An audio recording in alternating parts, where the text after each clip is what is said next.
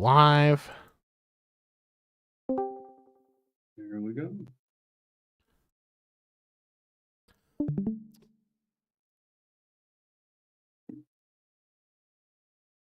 I gotta make sure I mute the stream. Welcome to the Fray community event. We are here with Sterling, one of our intrepid 3D artists, who is here with a very special request that I think a lot of you have been wanting to see. We will reveal it very soon, what he will be modeling today. But I am super excited. Sterling is someone who I've wanted to do a community event with for a very long time. But he has been difficult to get. This multi-talented gentleman has been busy with so many things, but thankfully today we have him here on this. We finally picked a date. We finally picked a time, and he is about to reveal the secrets of Blender. He is the digital sculptor who is, through the forges of polygons and pixels, has taken on the Greco-Roman tradition of bringing about the human imagination to life in the digital realm. Sterling, it is an absolute pleasure to have you today. Thank you very much for that wonderful intro, Isaac. It is a pleasure to be here. So, what are we seeing here today? What is this tool that so much of dreams and visions of video games and film are sculpted here? This is the digital clay. Tell me, since I am just but merely a novice. So the process of making 3D creatures involves a lot of steps. And one of the steps, and one of my favorite steps, is the sculpt, which is the first thing you do after you get concept art approved. And today we'll be sculpting in a software called ZBrush. And then after that, we would take it through things like Blender for processes like retopologizing and then doing the UVs. And then we would texture it in Marmoset or Substance Painter. Now, I think people are very eager to know, what are you modeling today? I think they're going to be very, very happy when you reveal what you're working on. All right. Yeah. Today we will be modeling, and I cannot confirm that it's going to be in the game, but today we are modeling the Bananazilla. Justice for SCP-2761! Is it making it in the game? Not yet, but this is an incredible step towards bringing the dream of Kyle Fitzpatrick to a reality. Justice for Bananazilla! It is coming, potentially. This is a big step. If you guys keep on supporting it, there is a good chance that, who knows, the possibility is always there, but the fact that we're going to actually have a 3D model is just one step forward. A great example of how your community involvement is little by little potentially shifting the game.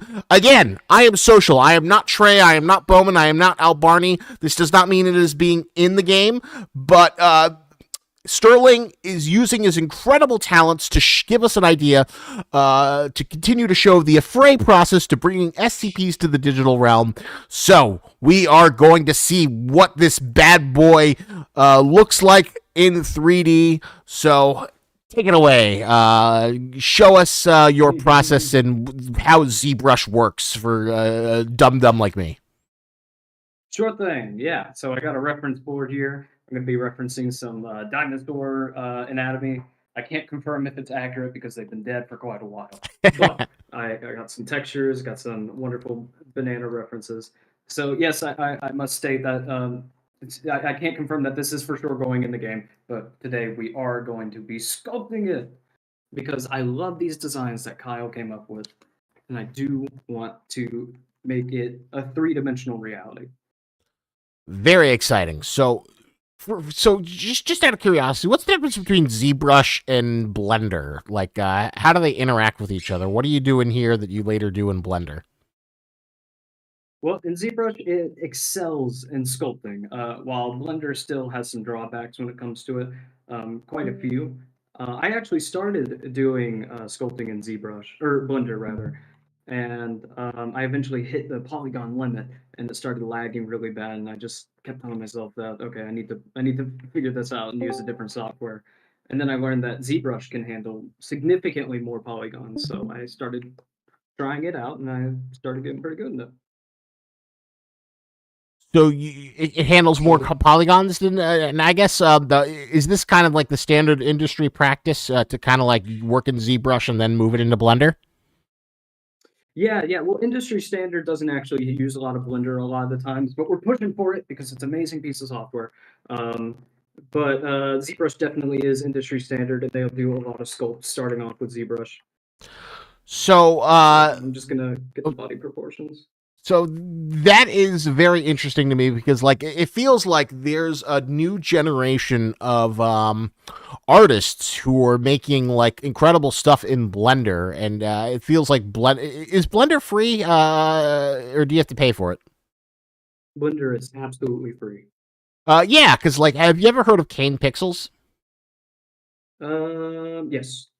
So he's like this other 3D wunderkind who's done like these incredible anime. I think they're all in Blender. I could be wrong, or maybe just uses Blender for the models. But he started out doing like Attack on Titan fan animations, and then he pivoted to making like the Backrooms, which I guess is also kind of SCP related, since they're kind of like brothers in arms. As far I forget what the lore is, if the Backrooms came from SCP or, but I know that they kind of like share some digital. A friendship. But anyway, these shorts were like so incredibly successful of like these found footage movies that now he's got a directing deal and he's going to make a Backrooms movie.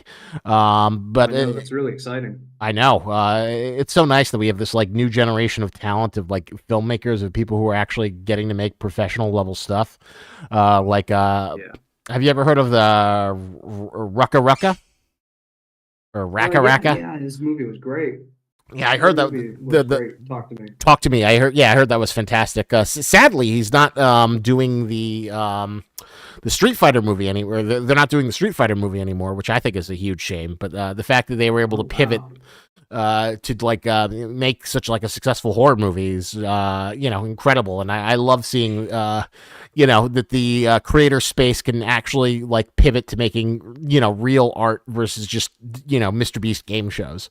But that is all thanks to the power of Blender. And then there was another kid who made a really funny Scooby-Doo tribute in Blender, where it was like Scooby-Doo, but it was like crossed over with Five Nights at Freddy's. Yeah, I did see that. So how did you learn these digital 3D art tools? Because when I look at all these menus, it just looks incredibly intimidating. Yes, yes. It usually is like that, and it was for me as well. It took me quite a while, but I had a lot of people to help me along the way. I had people from previous projects that I worked on, and people even at Affray. Like recently, we had Jared Korchevsky helping us out with the game, and he was just a huge help with learning a lot of little tips and tricks. So yeah, it just comes with time. Jared seems like a great guy. And how did you get involved with Affray? Were you just kind of like an SCP fan who volunteered and then kind of like did great work? I do not know your Affray origin story. Yeah, I originally was doing commissions through Twitter, and eventually I got reached out to by Affray, and they commissioned me to do the surgeon crabs. The surgeon crabs was the first model that I ever did for the game, and then I ended up making more models and more models, and then they brought me on full time. Although just a little secret, I've been trying to like arrange to do a movie night with Jared. I guess give you a little teaser. He told me what movies he wanted to feature, so I'm going to keep those secret. But unfortunately, what I really want is him to like film a sequence, where he just kind of like talks about why he likes the movies. But he is a busy gentleman, obviously, as an artist who does. the legendary Godzilla, the last surviving cinematic universe at this point. I'm sure he's a gentleman who's in incredible demand for his creature and monster designs. So, well, we'll see. I'll keep politely asking him, and fingers crossed that I'll eventually catch him. Yeah, he's a legend. But he seems like just the greatest guy, and it's wonderful that he was able to guide you. I guess what like sort of lessons did he teach you, or did you get from him, working with or under? Yeah, we collaborated, not for a super long time, but for a short time here while I was at the studio, and he was able to help me out with certain new techniques and things for applying to what we were working on at the time. Ooh, any good Yeah. Hollywood secrets? Oh, well, the cloth tool, simulating cloth. Ooh. That is not something I was sort of expecting to hear. Um, You'd be surprised. so, was there any sort of formal training in terms of like modeling clay? Because is it just like instinct in terms of like molding digital flesh? Well, it comes with, first of all, knowing the tools. That's a really important part of it. And just kind of looking at references, getting a lot of references, and having fun with it is pretty important too. So you can not be afraid to make the changes that you got to make and make drastic ones as well.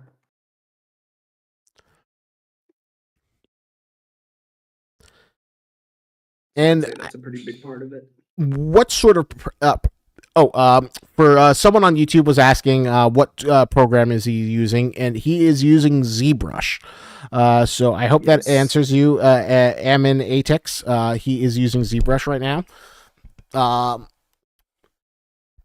and just out of curiosity, what would you say are your favorite like video game 3D models or pieces of artwork? Ooh, it's a really tough one because there's a lot of great ones. I love monsters. I love monsters in games, and I love great character art. And there's a lot of really good examples of that, especially nowadays. Things like Doom 2016, Doom Eternal have great monster art. I'm a big fan of a lot of the work in the recent God of War games, Oh yeah, and I they got love some top tier things like design there. Half-Life. Yeah, Half-Life Alyx are great. Just really inspirational work all around from a lot of those developers. Just out of curiosity, were you a fan of the Witcher monster design?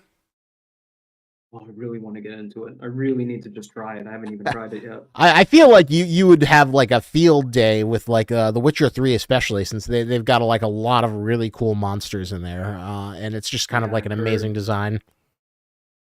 Um, Yeah, I've got it in my library. I just need to get to it.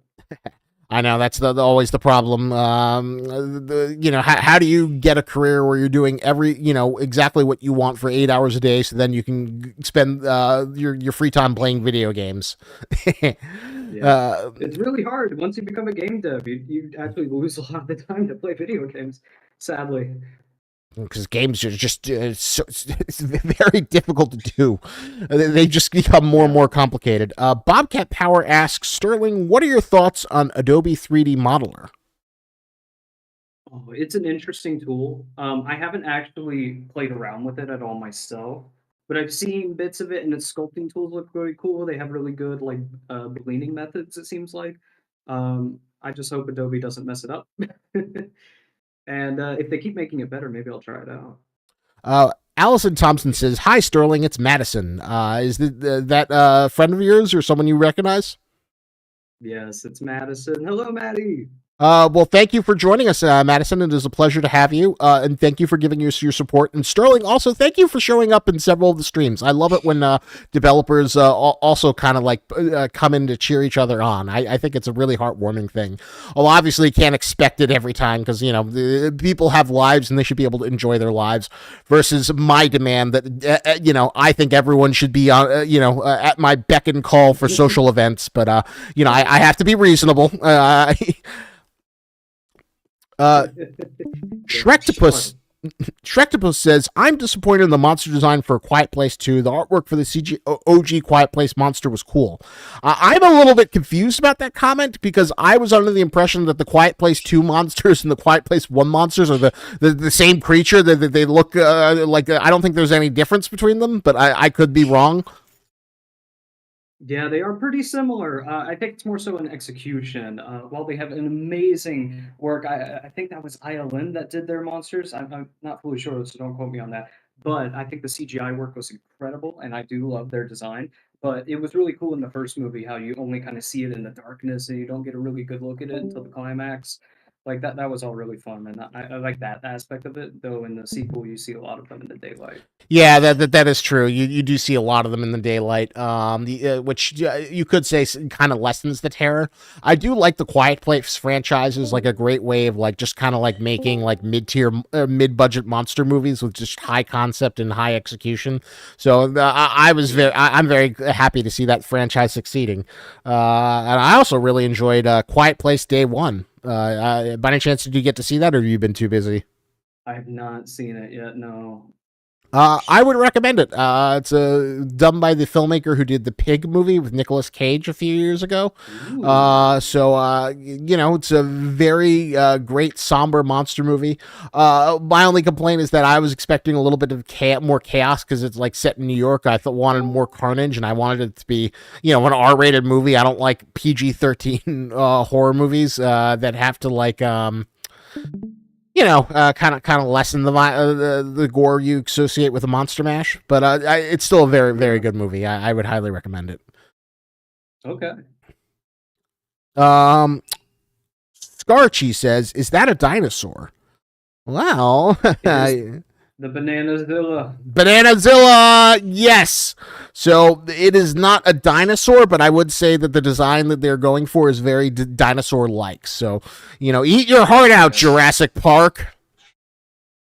Yeah, what I'm doing right now is I'm just trying to block it out, and I'm a little distracted because I'm answering a lot of questions, so it's a little slow. But basically, right now I'm just trying to get proportions. I'm thinking about how I'm going to execute these shapes technically because I have to be able to break it up so I can work on the different elements that are covering each other. So things like these peels, I'll probably make its own group so I can hide them, and just elements like that I need to consider for doing it like this. Well, if you just need me to ramble for like 5 minutes while you focus on something, and thank you for being such a good sport. I know some people, can get into a flow where they just kind of answer questions, while other people need to like kind of plan things. I've seen like many an artist stream where like some people, I guess it just becomes like a flow, like a, doing taxes or doing kind of like slow, tedious work so they can get into that flow, but that's not for everyone. Yeah. I definitely do get into it eventually. This is essentially a warm-up. Ooh, so typically, like, what's your process? You warm up in ZBrush. What's the next phase? Walk me through the Sterling pipeline. The Sterling pipeline, wing it. That's what I do a lot of the time. But once I'm in a groove, I'm unstoppable. I can go for hours. Because one thing that I thought was really impressive is I remember during the Kyle stream, you were just like banging out these like 3D models lightning quickly. How were you able to do that? So, and I assume those weren't like finished pieces. Would you consider those like half steps that are before you'd go on to how complete was that work you were showing? It was very incomplete. It was more so I consider those sketches, even though it's not actually sketched. I consider it a sketch, even though it's 3D. It's just when I put a little bit of effort into it and I work on it for that long. And I usually start from some sort of base mesh, like an anatomy model or something like that. When I was younger, I used to think, "Oh, that's cheating," but no, it's not. It's as long as you kind of work your way up and you understand anatomy and stuff, it's totally fine to start from a base as long as it's transformative. GOC Strike Team, does it add it into the game? This does not guarantee Banana Souls being added into the game. This is merely an exercise to showcase Sterling's talents of 3D modeling and how it is. But the fact that it's done at Afro. Yeah, how the sauce is made in a fray. This is merely an exercise, but by the same token, this does move Bananazilla farther down the pipeline. So if you keep on asking for it, maybe it would be hilarious that through the process of these community events, we just like invented SCP to throw in the game. So you never know. But as of now, I have to vehemently deny and say again and again that it is not being added to the game. This is not official. This is merely a exercise. But I do have to add in wink, wink, nudge, nudge, nod, nod. I'd hope so. We can always hope so, and who knows? Maybe I'm a dum dum, but maybe having this will like be able to, with our Roblox collaboration with SCP Theta, maybe they can put it in their put the 3D model in their Theta game. It's all a possibility. That would be fun, but I don't know how reasonable it is. All I know is that like in the world of digital art, everything is an incredible time crunch. And being a small developer, you have to like be considerate of that. You don't want to waste resources. You don't want to Duke Nukem Forever, where it's like people working on things that don't wind up in the game or not doable. So there's always that consideration. Yeah. You don't want to promise a game with 8,000 SCPs to live up to the 5K name. But then have to spend 10 years doing that to make that. And that may not even be possible considering how many SCPs are like more abstract concepts that can't necessarily be translated into gameplay very easily. Yeah, like the bug ghost. Yeah, exactly. How are you going to deal with the legal quagmire of the infamous Max Landis SCP? That's the Tupac ghost who possesses a record and solves murder mysteries. Ooh, yeah. I think we'd have a hard time with copyright in that one. Yeah, I think that would be a little bit difficult to wrangle. Just a bit. Some SCPs make more sense than others to include. But who knows? Maybe someday we will have I'm surprised there isn't like an SCP Smash Brothers already, where someone just like makes like a 2D fighting game, and then the ultimate promise is to we're gonna have all 8,000 SCPs here. Oh gosh, just you wait. I assume that there's some insane person who wants to do that, but as far as I know, that doesn't exist yet. Not yet. You speak it into existence. Exactly. When you have the idea there. So we're at the ugly stage right now, and I don't care who you are, your models will have an ugly stage. So the model looks very goofy right now, but that's just because we're still blocking it out, trying to get the geometry in the right places. So just out of curiosity, how long would you say the ugly stage lasts typically? Ooh, depends on how I'm feeling. Usually it can be up to an hour or maybe a little longer. But yeah.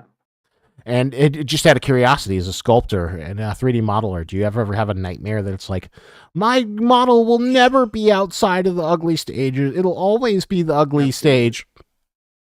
Absolutely. That is always a fear. But as long as you put time into it, it eventually figures itself out. I found. So that's nice. As long as it finds its eventual footing and becomes a beautiful swan. Yes.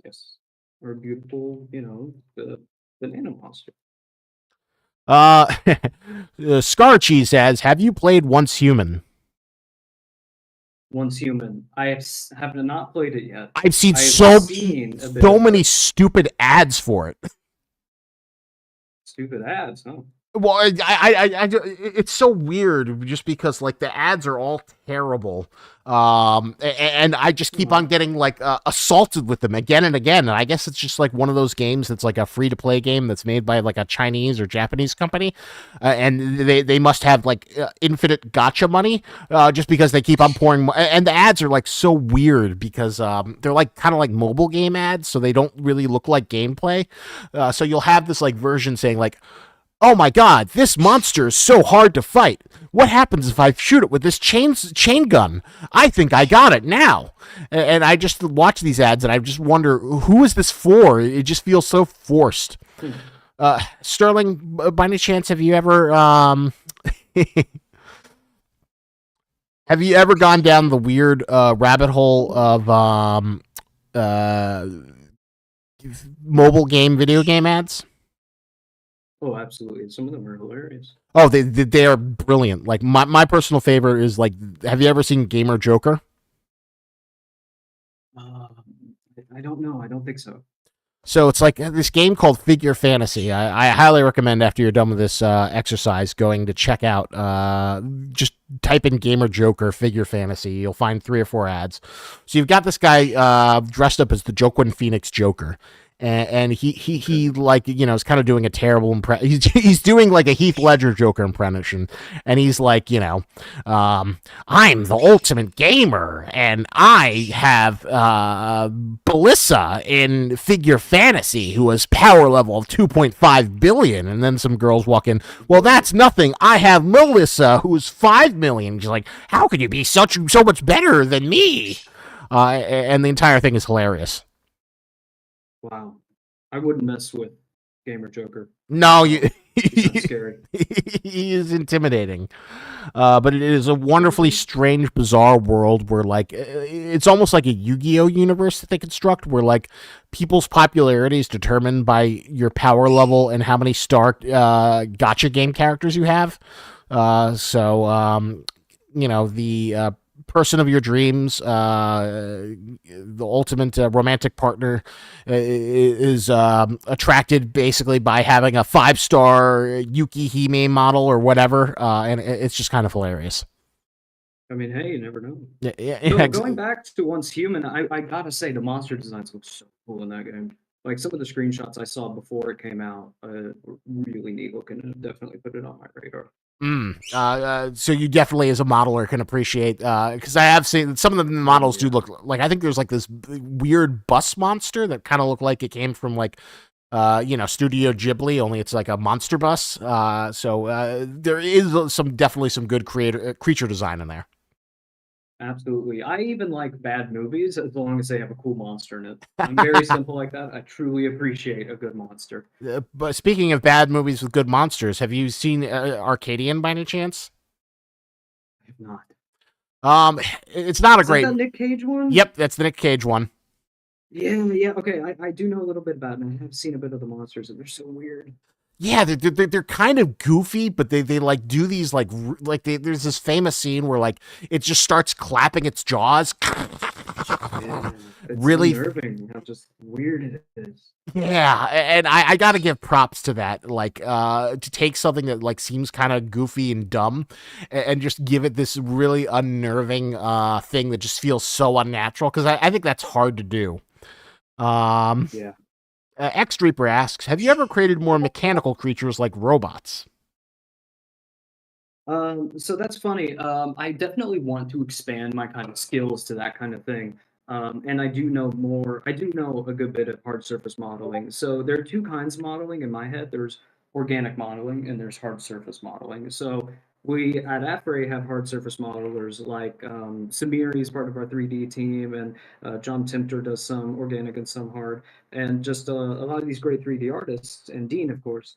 And they focus a lot on well, John does a lot of our NPC work, but they focus a lot on guns and things like that, and that's hard surface. And it's a kind of a different skill set because with organic, it's a lot more of loose sculpting of all these loose shapes that are don't have to be so mathematically precise. And I think that's where I currently excel, but I definitely want to push myself to things like robots. Ooh. Well, I'm surprised. I feel like robots would be easier to model than bioorganic things, just because like you have to have a sense of musculature and bones and etc. I'm surprised because this seems more difficult. But then again, I'm a dum dum, so I have no idea. Yeah, it just all depends on what you've been doing and how you've learned 3D. So for some people, it might be easier. For me, it would probably be a little harder. Hmm. Interesting. So we have Junkyard asks, "Hello, sir. Will this game release on consoles and have a story mode?" So as of right now, there's no announcement for it coming to consoles, but I will say this: everyone wants it to be on consoles. They all want it to be able to playable on the PlayStation and Xbox and Switch. The thing is, Trey's spoken about this before, so I feel comfortable about saying this, is that when you're bringing something to consoles, you have to have all the core assets ready to go, or else you're just going to waste a lot of time and money to be an incomplete thing. So at the very least, SCP-5K needs to be at the 1.0 stage before it could be moved over to consoles. So everyone wants it. It's just a question of when and getting the actual game completed, or else it's just pissing away money, burning money to bring it to consoles in the state it is now. And technically, the story mode exists right now. There's just not a lot of story, but I will say the upcoming update, which is coming soon, I can't say when, but I will say sooner than you think. I think you're going to see some really exciting leaps in developments towards the kind of more narrative focused stuff that we've been wanting to implement, and you're going to see the early stages of that. And I'm so excited to finally get that into your guys' hands. So always stay tuned. Yes. Yeah, it's a promise that's always been in the game, but hasn't quite been delivered yet. As kind of the focus has been like core game mechanics, environmental storytelling, but I think this is going to kind of like give a better sense of iconography and narrative, and so I don't want to like be two things, but it's coming. And Bobcat asks, "Have you seen Shark Octopus?" I've seen clips. I've not seen the full movie. Have you seen Shark Octopus, Sterling? I've seen clips as well. A long time ago, whenever it came out, I think. It's not, it's a decent monster, not my favorite monster. I'm a sucker for a good B movie, but I like high concept, mid budget stuff. So like one movie I'm really looking forward to, and I think you might be looking forward to it too, Sterling. Are you excited for Alien Romulus? Oh, of course, of course. It looks real. I think it's going to catch people by surprise. I love everything I'm seeing from it. I love the atmosphere. Yeah. I like the slight alterations to the face huggers and the xenomorph. So I'm super stoked for it.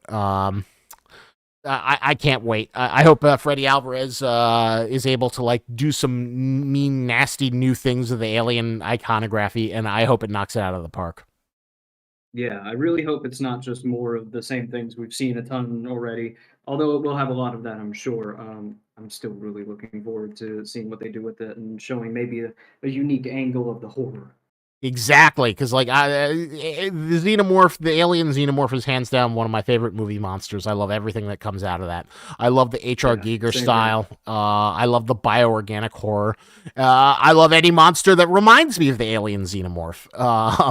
So the xenomorph is king, and just like that trailer with the rib cracking sound effect overlaid is like that was so. It makes me cringe. That was such a brilliant editing touch. I love that so much. I was like so pleased with it.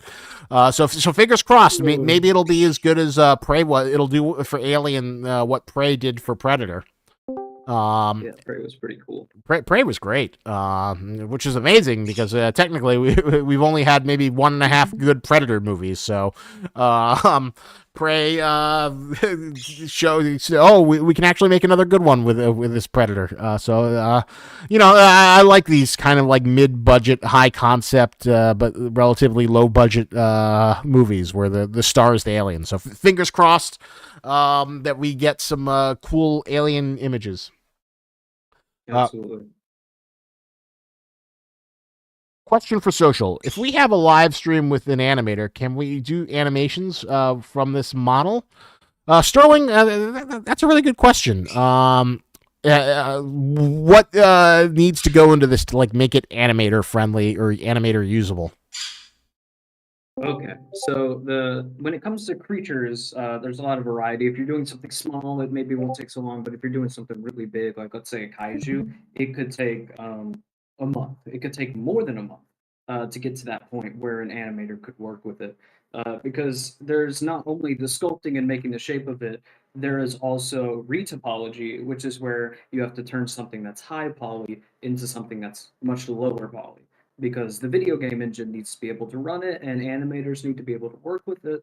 And so it's a necessary evil, unfortunately, and it is incredibly time consuming depending on what you're doing. So once you get past that, which can take weeks, then you have to do texturing and rigging, which is a lot of other technical work, and there's artistry within it. And past that, then it can get into an animator's hand. So it's a very long pipeline. So it's not the easiest thing. You can't just like here's the file. Here you go. Have at it. It takes a lot of. You can half-ass it if you want to. So all right. So it's possible, but it may not necessarily be the love for SCP. But that would be interesting. I would love to like throw this model. I love the idea of just like building 271 to life via the work done for these promotional live streams, these community events, just like piece by piece. We are willing this into existence. So I'll see if I can make that happen potentially, because it is a fun idea, but I can't make any promises. When is the My Little Pony night from Bobcat Power? Good question. At first, I think I'd probably, we got the Brony fandom never dies. I do kind of want to like pivot and like do like a movie night focused on Josie. So my plan is, so eventually I want to do it like a talking cat animated movie night or talking animal animated movie night. But so who knows? You might not think Brony night might come, but there's a good chance. Movie night Shark Octopus that might have to happen. Ooh. I like the sound of that. Yeah, I'll do an Asylum movie night where I'll do all their mockbusters. Have you ever heard of mockbusters from the Asylum? The Asylum. You know what? I do think I actually watched this film when it was on cable one time. Oh yeah, so basically, there's this company called Asylum, and what they do is they basically make kind of derivative movies that like are so instead of Pacific Rim they'll do like Atlantic Rim or Transformers, it'll be Transmorphers, and the idea is that like trick poor grannies who are like, oh, little Timmy, he can't wait to see the Pacific Rim, this is Atlantic Rim and it's got robots, so maybe she buys it. And they made a whole like trend of like whenever there's like a big movie coming, we're gonna make our cheaper version and get it out around the same time. I think the term became mockbusters. Okay, yeah, I know all about those. Toe beans. Sorry, I occasionally look over at the chat. Oh yeah, if there's anything you want to answer, feel free. You're welcome to. I just like look over the chat to like feed you questions. But if you want to answer something, go for it. Okay. Well, I did see a few questions. I saw Structopus offering to give me gun reference or art study for vehicles. That's cool. I got Connor Thompson here asking, what is the best thing you've made in your opinion? That's a hard one, but I gotta say, it's upcoming. Ooh, so there's you will have to announce once it is revealed your favorite thing, so people know what it is. So Tanuki Yeah. asks, is there a reason the reload animations are done the way they are? Just a question because it feels like they could be faster in the game and not so slow. I wish you were here, Tanuki, when we had like not Sterling, Dean. Dean's the main Dean or Anders. They do a lot Would of be reload Anders. animation. Yeah, Anders is the reload animation guy. He can go forever about guns. So stick around. I'm sure we'll have Anders there again. My guess is the reason why they're slow is because ultimately SCP-5K is a tactical game, so it's supposed to feel a little bit more grounded and more realistic than something like Call of Duty. And the idea of the slower animations is to kind of like feel more realistic and grounded, and that's sort of the special sauce of like really good gunplay, really low time to kill, high risk reward against like the supernatural SCP. I mean, you could have like a more Left 4 Dead experience, but that's kind of like not what the team is going for. So I don't want to speak for Anders. I'm sure he could give you a billion better reasons. But sadly, I do not have the power to summon Anders from whatever family or enjoyment he's having. I have to coordinate these usually a few weeks ahead to find good times. But look out for Anders, and he might be able to give you a better answer. Yeah. Ooh, these feet are tricky. I should have better references.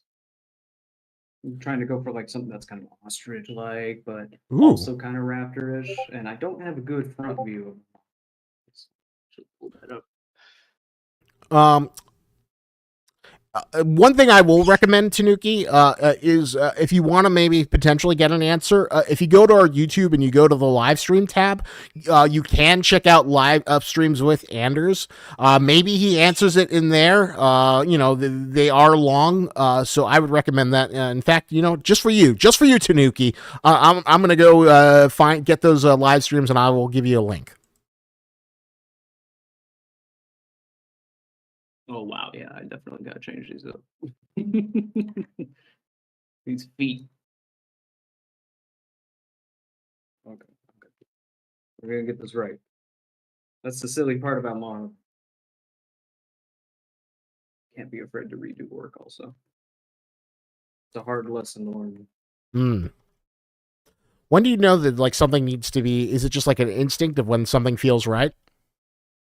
Yeah, it's like it looks wrong, and sometimes other people might tell you, you'll get some feedback on it. But a lot of times it can just like look kind of wrong. And this is one of those cases for me where I'm like, something's wrong, something's off. It's a little weird.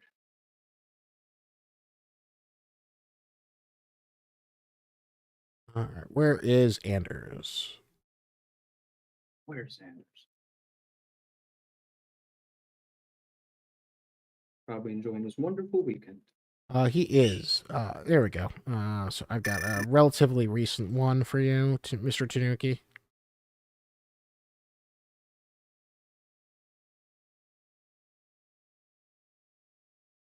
Wow, ostrich had strange feet. Whoa. Ostriches are great animals. I would love to have a pet ostrich. I don't know. They'd probably kick me to death. Bobcat Power asks, "Why are you spending so much time on the feet? It's kind of sus." Quentin It is Tarantino sus. much? But it's important. You got to get everything. You got to focus time on it. You got to get it looking good. Very important. A lot of times I ignore things like hands or feet for as long as I can, but sometimes it's better to just get it out of the way, and it usually takes the longest time, for me at least. Plague King asks, "What do you see human enemy that aren't a part of the Foundation?" As of right now, I don't think so, but I'm not the ultimate SCP scholar, so there could be a possibility. You never know. So that will remain to be seen.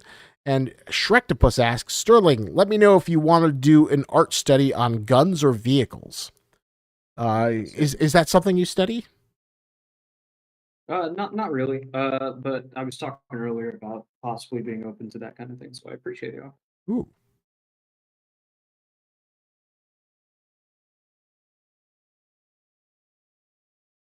Apparently, Once Human is heavily inspired by H.P. Lovecraft and the SCP Foundation. I did not know. So that is interesting to hear. Yeah, I can see that. Plague King asks, by the way, would Riot Shield ever be added? I feel like Trey gave like a really in-depth feeling about he didn't like the Riot Shield, and so I don't think it's coming anytime soon. I think he figured it would make the game too easy, but you never know. Once Steam mod support comes, maybe you can add the Riot Shield. Ooh, Riot Shield. Probably would mess up the gameplay loop somehow. Might be OP. Yeah, exactly. Wasn't that the most annoying thing in like Call of Duty, where you get the Riot Shield and you just hide behind it and then use the pistol? Maybe, I don't know. Oh, not a Call of Duty fan? Sinned. I have sinned. I've never. Well, I played some zombies. I played some zombies. I thought it was cool. I played Modern Warfare 2, but after that I haven't really played much Call of Duty, especially now that they like each game like requires like 200 gigabytes of storage space, which I think is ridiculous. That's crazy. How big those games are. Those assets. They must be 4K always. They always have to be 4K. Oh my god. Bobcat Power says, when modeling support comes, all SCPs will be anime girls. He's right. That'll probably happen. I embrace it, actually. I can't wait. I cannot. Yeah, I think it'll be fantastic to see which is the most popular anime girl by which one gets modded into the screen. Like, honestly, just like an anime girl, like swapped skins with the SCP-173 and it just like T-posing at you menacingly, I think would be hilarious. Oh, yeah. I love those Left 4 Dead mods. Where you can just change the tank to be like Shrek. When that day happens, it'll be great. I do know that like we do want to add Steam mod support, so it is coming. Thank you for that idea. I'm going to T-pose anime girl. Put in who's that popular girl, Hatsune Miku, or better yet, oh god, what you need to do if you really want to like make sure that we become super popular, is you need to do all of, like those what is it called? VTuber girls. You need to make models of all the VTuber girls that are really popular. Then make a gameplay video, and then send it to them so they can all react and saying, "Oh my god, wow, that's so kawaii! I'm terrifying. I don't want to see me in an Area 12. That's so scary." And then the influence audience of VTubers will start playing SCP-5K. We'll get $50 million, and then we can have as many Bananazillas as you want. So. We actually do have quite a few VTubers that play us. I see it every time we release an update.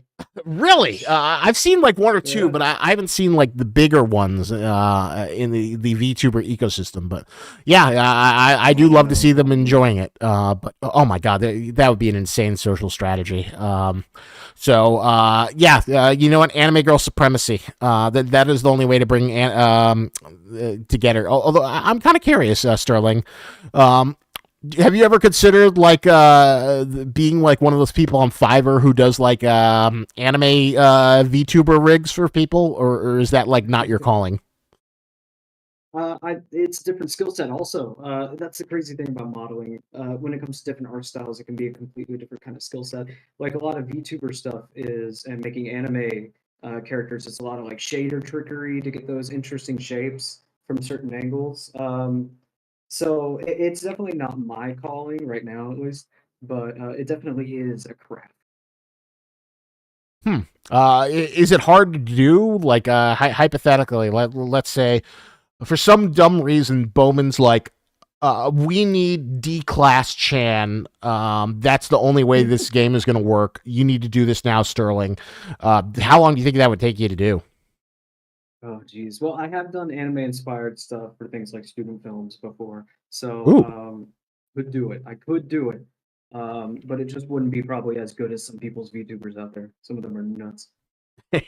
Yeah, I know that there's like a big war. Like, what's the most impressive one where that girl bought like a $20,000 motion capture suit, and she like Code Miko. Yeah, Miko. yeah, Code yeah. Miko. I think she's like well, I don't know if she's like at the top of the eco. She's got to be high up there.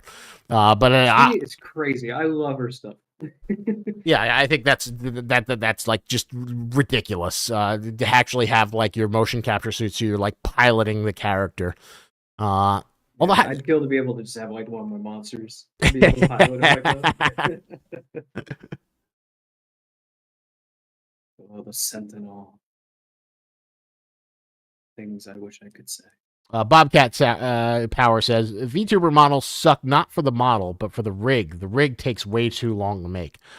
Is that like we're like the time consuming? Because I have no idea. For like, let's say you're not doing like a super expensive VTuber model. Is the rigging hard to animate, and how do they control them? What's the program they use? I think it depends on if it's 3D, if it's 2D. Like 2D is a whole other process to it. 3D is interesting.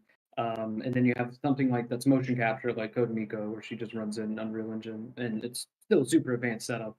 I don't really know the specific details that go into each version of it, but I do know it's a lot of interesting real time rendering and tech that goes into that, and usually motion tracking either through a motion capture suit or just their webcam. Well, but not all of them are like using like motion capture. A lot of them are just kind of like, have the basic avatars, and I assume like 3 or 4 animations. Yeah, it's their webcam. It's their webcam usually. Um, It's kind of like there's this really old software. I don't know if anyone remembers it. It was called Face Rig, mhm. and you could put like silly characters on your face, and it would use your webcam to track it.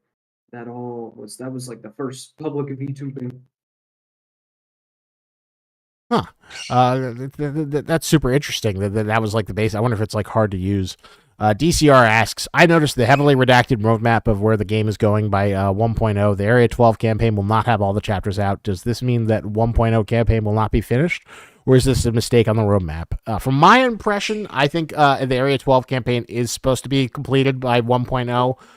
So I think that that is it is going to be finished, and any extra campaigns outside of that will be DLC.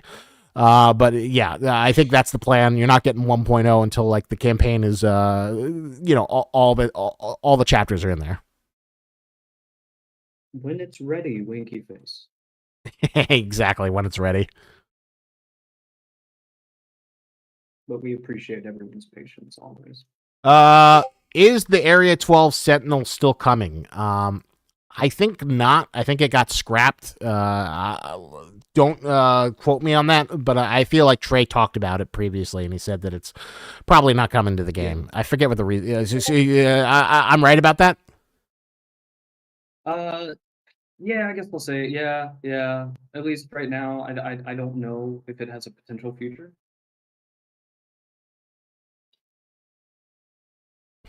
Pacific Rim VR game when? Ooh, that sounds cool. That does sound like a great idea. Whenever VR games justify the money putting into it, and Pacific Rim stops being a dead brand. But who knows? Maybe that'll be a phrase future. Someone will give us a ridiculous amount of money to bring the Pacific Rim VR game to life.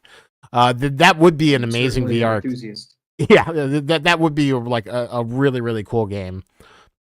I know people say like I've seen patches or mods of people playing 5K with VR, but just me personally, I don't know. None of the VR stuff ever really seems to hit, just because it's like too. I think the problem is, one, the headsets are too expensive. Two, there isn't a killer app, and three, like.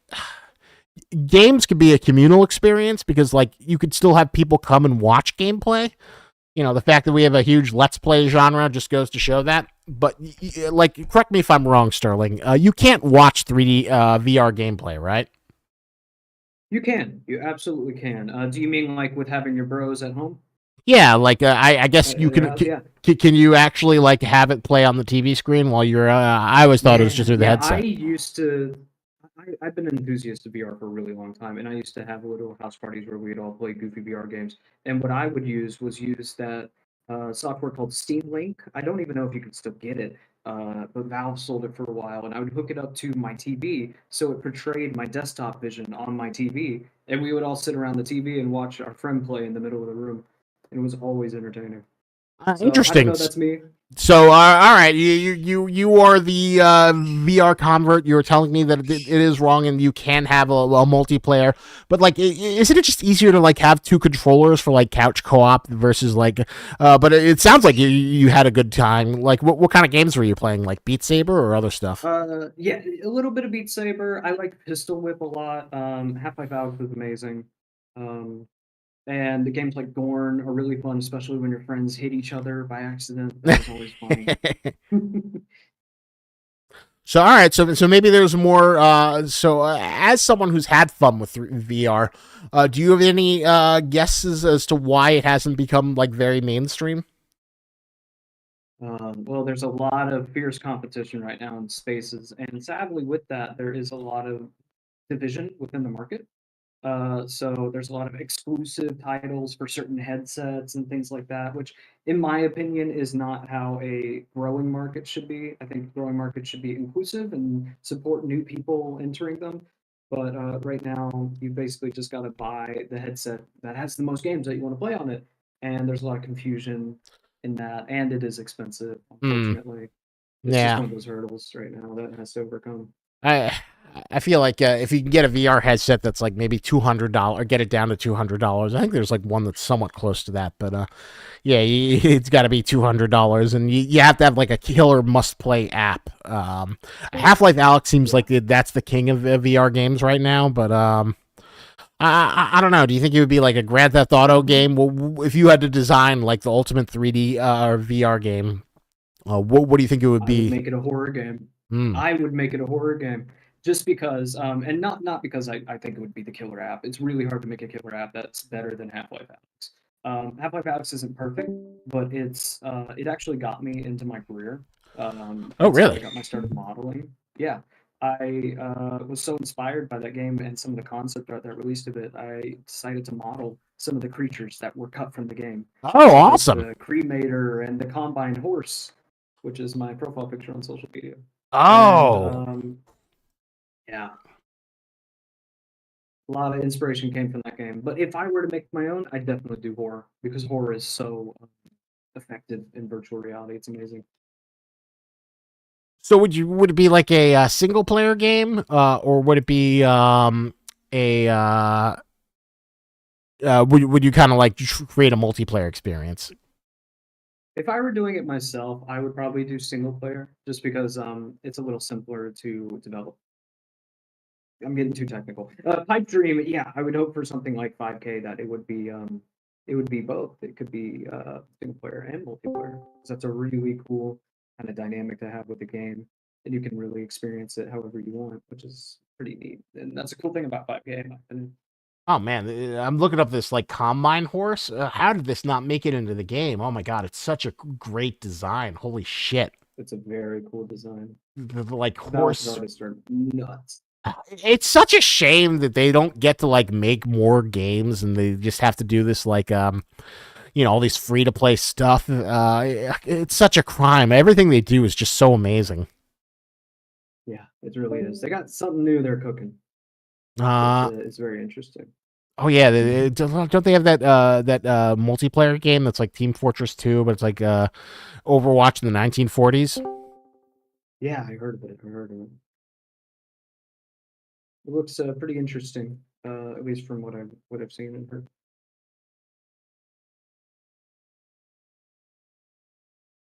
But we'll see. Yeah, I'm definitely a fan of their single player stuff a bit more. I think Pico it's a Lord, shame they can't flex that bone more. yeah. Pico Lordens asks, any plans for these plant mouth for 1261? There's concept art of it. I don't think there is a plan for a plant mouth, but Sterling, A plant mouth. Well, I'm confused. What plant mouth you're speaking of? Because we have plants that have mouth. Uh, in the game. well, it doesn't it just mainly have the spitter, the 11261? Or am I getting my plant anatomy wrong? Well, there is a set piece which you currently see in the game in the dorms, which is blocking your progression to get to the elevators, and it resembles a mouth. I don't know if that's what they're speaking of. I think maybe they want more of like an Audrey 2 kind of plant monster. Yeah, I would vote for it 100%. I was actually I modeled the spitters, so I was definitely inspired by Audrey too when working on some of it. God, I love that movie. it Play all of it. Um, will you be able to escape Antarctica in the future updates? I think there's more stuff coming to Antarctica. I don't know if you're going to be able to escape from it. I think it's kind of designed to be as like an interlude where it's like while the UIU is in Area 12, the GOC is up in Antarctica seeing crazy shit go down there. So I don't know if you. Best for them. What is I'm that? hoping for the best. I'm praying for them. I'm praying for the GOC. I hope they make it through. Well, they seem like they're better equipped. They've got like biblical angels. Like the lore on them is crazy with like all the Hebrew Abrahamic, and they've got algae super suits. It's really interesting. It really is. It's cool. I learned a lot about SCP. Of course, going into 5K, I basically only knew some monsters. You know, the stuff that everyone knows from like Containment Breach and all that great stuff. But I didn't know there was so much like faction lore and all this stuff in it. It was pretty crazy. And the GOC are definitely interesting. Rest in peace, wooden chair. Yeah, there's so many different factions. I guess that is why SCP is kind of like a sleeping giant, ready for that like Warhammer esque expansion. Because there's so many different factions and so many different lores and so many different avenues of telling stories. Because if you haven't watched the GOC model showcase, definitely do. Where they have Crow reflect upon the GOC, and it's like it all sounds really cool. And I think they only speak in like Abrahamic language. It is really neat. I know that they seem like they're doing okay. The UIU are kind of like the underdogs in the universe, and that nobody takes them seriously. But the GOC seems like they've got like Illuminati blood money funding, so they seem like they're doing okay from what I could tell. Yeah, they might be okay.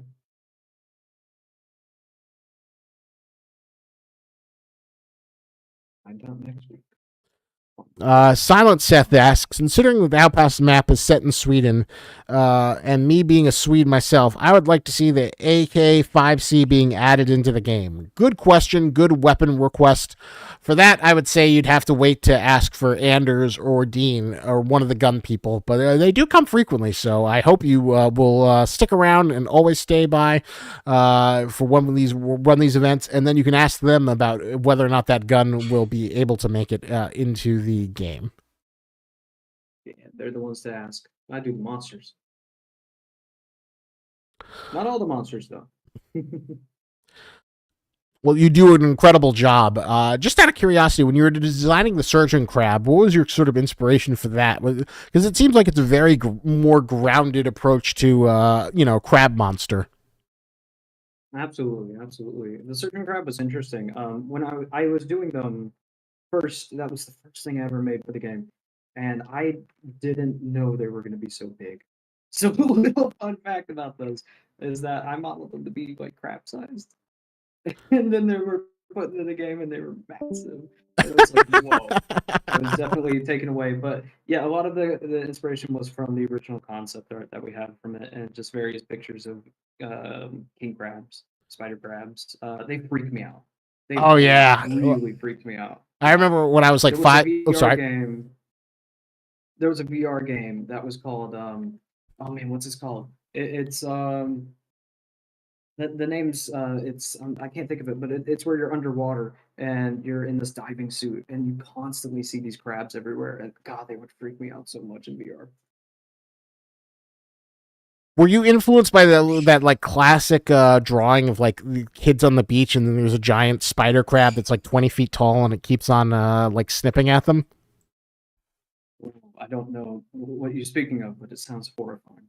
I remember I saw it when I was like 5 years old, and I found it a very effective piece of artwork, but I cannot find it again. Ooh, Am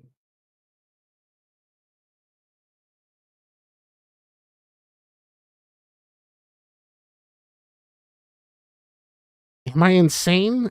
I swear I've seen this. Yeah, crabs can be kind of creepy. Have you ever seen a coconut crab? I have. I hope to never see one in real life. They're just gigantic. I kind of want to eat one though. They look kind of tasty. No, I see their mouths moving when they're like eating something, and I just imagine getting eaten by a giant crab. And it's not a happy thought. I don't like thinking about By any chance, were you terrified by Moana with the evil crab monster that sings the song? They made it a very appealing design. They didn't give it weird tendrils and mandibles, so I appreciate that. So I wasn't as scared, though there is fan art of someone made that crab look like a realistic crab with its face, and it's horrible, and I love it. That is like one of the only good villain songs of the modern era, because Disney doesn't really do villain songs anymore, unfortunately. It's a good one. I like a lot of the music.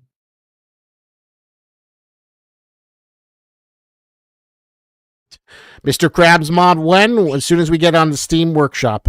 Bobcat Power is a really interesting question. What is the longest amount of time you spent on a 3D model? Ooh, okay. That's a hard one because I've spent a long time depending on like if I take breaks in the process and things like that. Longest time. They can take anywhere between 2 weeks to 2 months. So I want to play it safe and say probably like a month and a half is probably the longest I've worked on the model. Oh wow, a month and a half.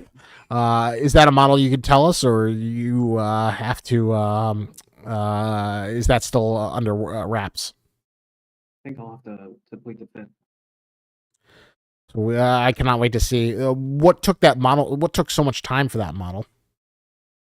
Reach topology is usually the big one, but sculpting is a big part too because sometimes like this is more of a simple creature. It doesn't have arms, it doesn't have hands, it doesn't have a face. Well, it does have a face, but it doesn't have like a human face. When you're doing more like body of horror things and you're working from a human for base, you have to work really hard to kind of not be in the uncanny valley, but also it can be uncanny because it's a monster. But there's just a lot more details that go into certain designs, and sometimes you have to really be working on them for a long time to reach a certain level of quality that you're trying to get. Duncan RDF asks, any plans for audio SCPs like hearing footsteps behind you or hearing something sprinting towards your squad around the corner, but then there's nothing there? That's actually a really, really, really good idea. I wish Trey or Bowman. Yeah, that would be amazing if we could get like a Eternal Dark. Have you ever played Eternal Darkness by any chance? I've heard of it. I haven't played it. Great game for the GameCube. Incredibly underrated. Yeah, I love Eternal Darkness. It was very Lovecraft influenced, and what made Eternal Darkness so special is that it had a sanity meter. So as you would encounter horrors, your sanity meter would go down, and then when your sanity meter was really low, it would kind of mess around with the game. So you would suddenly appear on the walls. Yeah, exactly. You would blood would come down your screen, or it would mess with you as a player, where it would change the video settings, make the volume go really down. And my personal favorite is to have a blue screen crash menu. Oh wow, I love that stuff. It was really, really cool. Sadly, it's kind of been forgotten in time. Unfortunately, it never got a remaster, but it's an incredibly underappreciated game. But yeah, something like that would be amazing. But I can't, make that happen. You have to pitch it to Trey and Bowman or Al Barney, and see if that's possible. Fingers crossed. Out of all the ideas, I think that seems like the most probable. Oh, X Reaper asks, in my thumbnail, you gave me several images, and there's this one monster creature who's like kind of screaming. What is he on the right? What is that So guy? I have a hobby where I really like to model old video game characters that are like super low poly, so they can be interpreted a lot. And I really like that. That's why I love games like, that aspect of like Doom Eternal, where they upgrade all these creatures to be in the modern day. And that's one of my favorite parts about 3D art.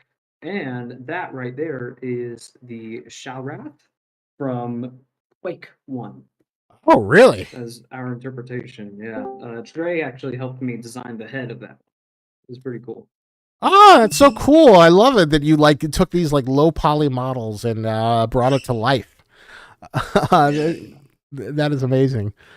Tanuki says, Eternal Darkness made me pee myself as a kid. I also thought I was going to get grounded because I messed with the TV. Lol. See, aren't games that like mess with your settings? Like, oh god, can you imagine like a game that like would put like embarrassing like anime cheesecake images on it just to like embarrass you or just like do things to mess with the player like that. That is a game design trend that needs to come back. Oh,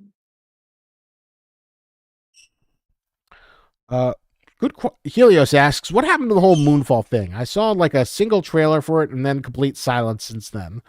That is a good question. I know that that's deep lore. You will have to leave it to you, Isaac. yeah. Wait till Trey or Bowman gets here, and then you can ask if there's going to be an update. I think Trey addressed it before in one of the previous live streams. You could definitely check it out there. I think there's going to be an update, and it is core to the story. So keep posted. You will learn more about the Moonfall, and you can go watch Roland Emmerich's Moonfall movie. To have all your moonfalling needs dealt with. Oh my! Moon fall all over the place. Yeah, exactly. What is that thing that all the kids love? He morbed, and then he morbed all over the place. If you want a moonfall all over the place, then go check out Moonfall. It's got that guy who played Sam in Game of Thrones. He's one of the leads. Ooh, so this is looking really nice. I've kind of like not been fully. You've done an amazing job here. So I guess if you had to give a percentage rank, how close is this to being like a completed model? But this has come leaps and bounds. This is, I would say, 5 to 10%. Oh wow! So this is still just a Yeah. small way. Yeah. It's definitely coming along pretty well. I think so, but it still has a long way to go. Um, Helios also asks, we can Moonfall's take it as far as we want. Moonfall is legit the best bad movie ever to be to the point where I generally think it's one of my favorite movies. I need to see it. I hear it's a legendary bad movie. I've heard things about it, and it sounds amazing. Well, you know, it's also another legendary kind of. Have you ever seen *Malignant*? Malignant. I haven't fully seen it, but I know everything that happens. I would highly recommend it, especially if you've got a bunch of good friends. *Malignant* is a hilarious movie.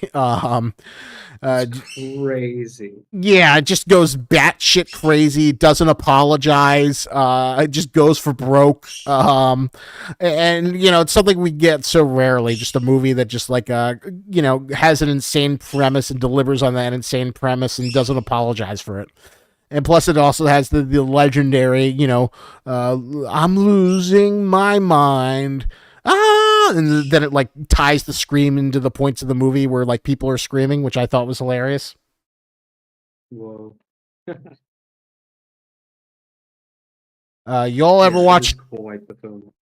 Y'all ever watch Jack Frost? Good bad movie. I've not seen it. I heard it's like about the killer snowman who's like gets snow powers. I heard it's a bad movie. Sterling, have you ever seen Jack Frost? As a child, I always got it confused with another one that was like a wholesome family movie. Yeah, with a guy getting turned into a snowman. there are There's two like Jack Frost movies. you are right. It always confused me as a kid. Did you ever see the bad one when you were a kid? I think I may have seen it once when I was flipping through channels, which I did quite often. But it was a long time ago.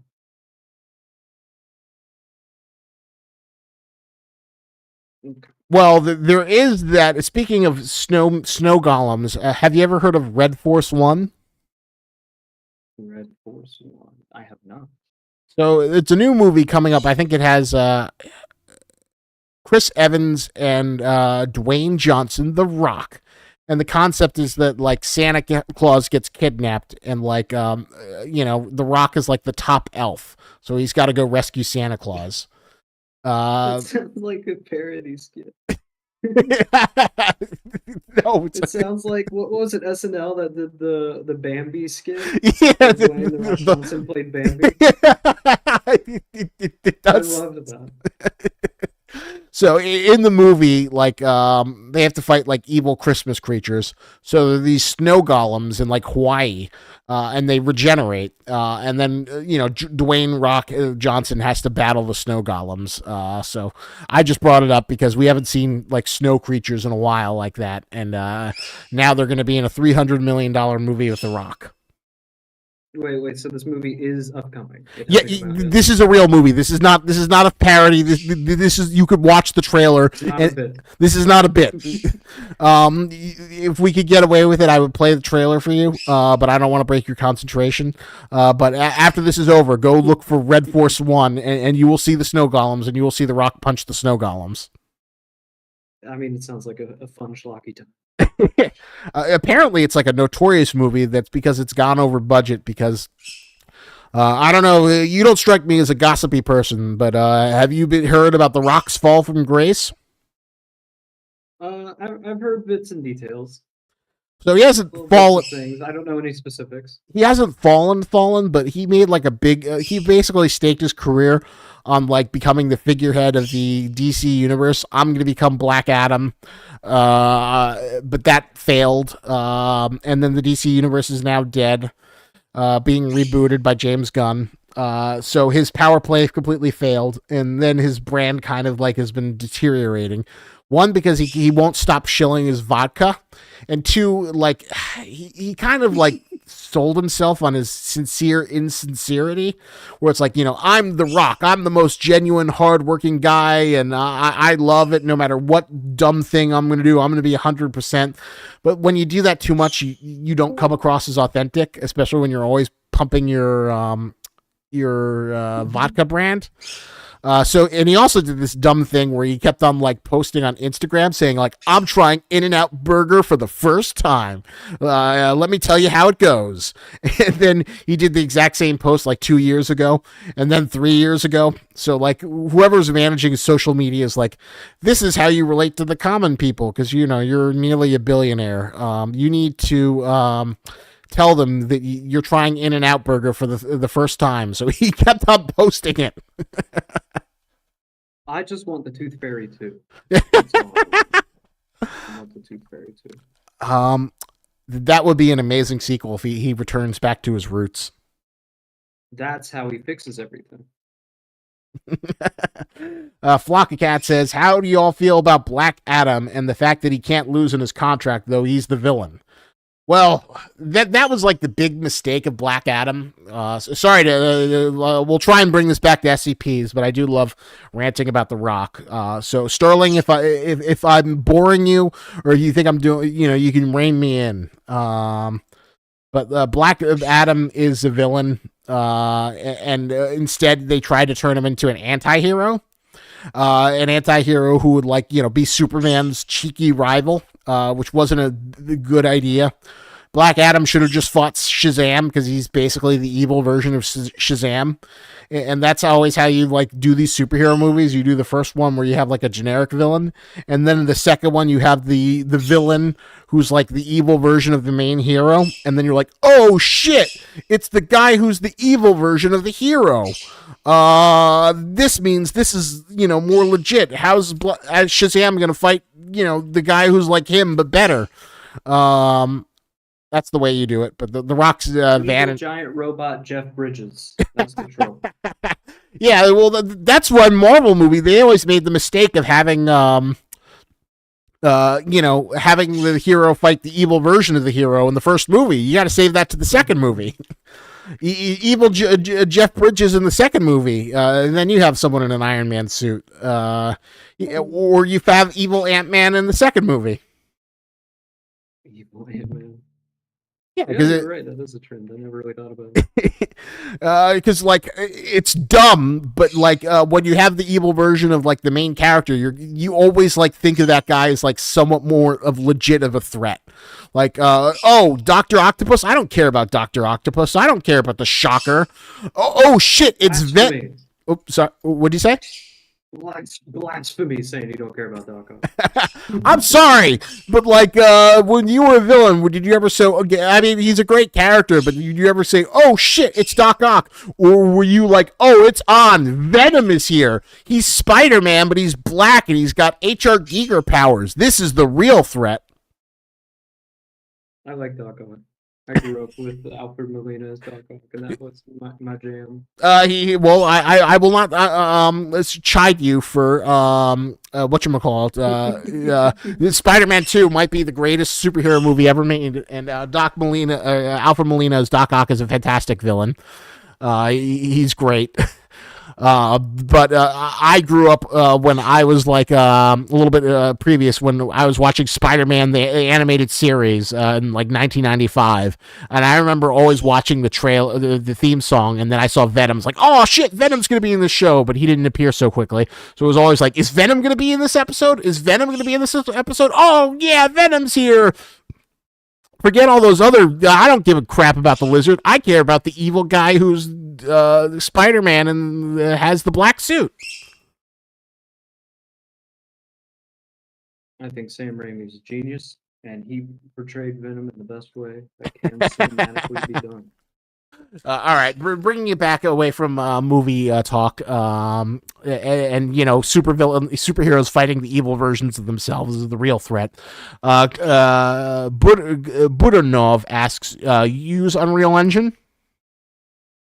Our game uses Unreal Engine. I've been wanting to fit that into my pipeline for a long time because a lot of people who do game art, they look dev, which is essentially the process of doing your textures and your shaders and making sure it all looks good in game and in engine.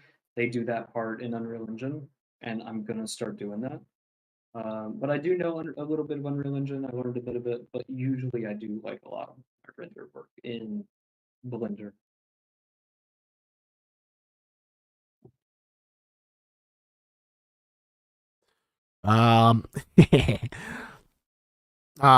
Just out of curiosity, so once this is done in ZBrush, you move it to Blender, do your thing in Blender, and then how do you get this bad boy in Unreal Engine to mess around with? Do you just export the file? What is the process of it for a layman like me? Yeah, it's pretty easy. You just export it as a certain file type, which is an FBX, and then you can just kind of drag it into Unreal and put it into a scene and see what it looks like. You got to set up the materials. And yeah, it's pretty actually straightforward. Unreal makes it pretty easy.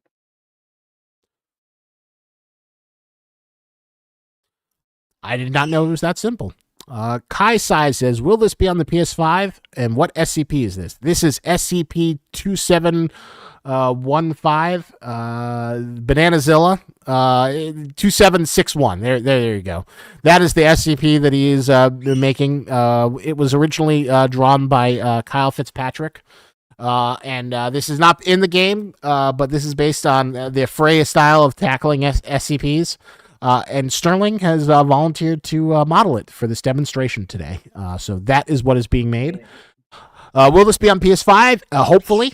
We definitely want it on PS5. We want it on Xbox. We want it on Switch. We want it on every console you can play. But the game has to be finished before that can happen. So, no time soon. But my dream in life now is to like watch one of those Nintendo Directs where they do the indie ones, and then see like one of our trailers on it, and then have the like American voice where it's like a little too nice and a little too corporate. Now coming to the Nintendo Switch, get ready as the terrifying horror of the SCP universe gets ready to stalk your Nintendo experience. Play trailer. Oh wow, that looks so scary. Yeah, that would make me very happy. It's very scary. Yeah, I've always wanted to see our game at like Ready or Not recently had their game at the Game Awards. Oh, did they? I know. What did they do at the Game Awards? I thought I watched it. Did they get an award, or did they do like They showed a trailer? Ah, yeah. I really want. Yeah, it was their 1.0 release. And they had oh god, if we could get our trailer at I have no idea like how you have to get in the ecosystem. One thing I was trying as social is I wanted to get our trailers featured on like a blog site, and I sent out like 50 emails to like different editors, but none of them replied. And I was like so annoyed because I think the Frey stuff we do for trailers is really good, and I've seen stuff that I think is far worse get featured. So I'll have to keep on talking to game journalists and figuring out what the special sauce is to get that happen. But I guess cold emailing is always like not a guarantee. But hey, if you have any relatives, put me in touch. I'd love to figure out how to get them a constant stream of promotional material. Yeah, let's do it.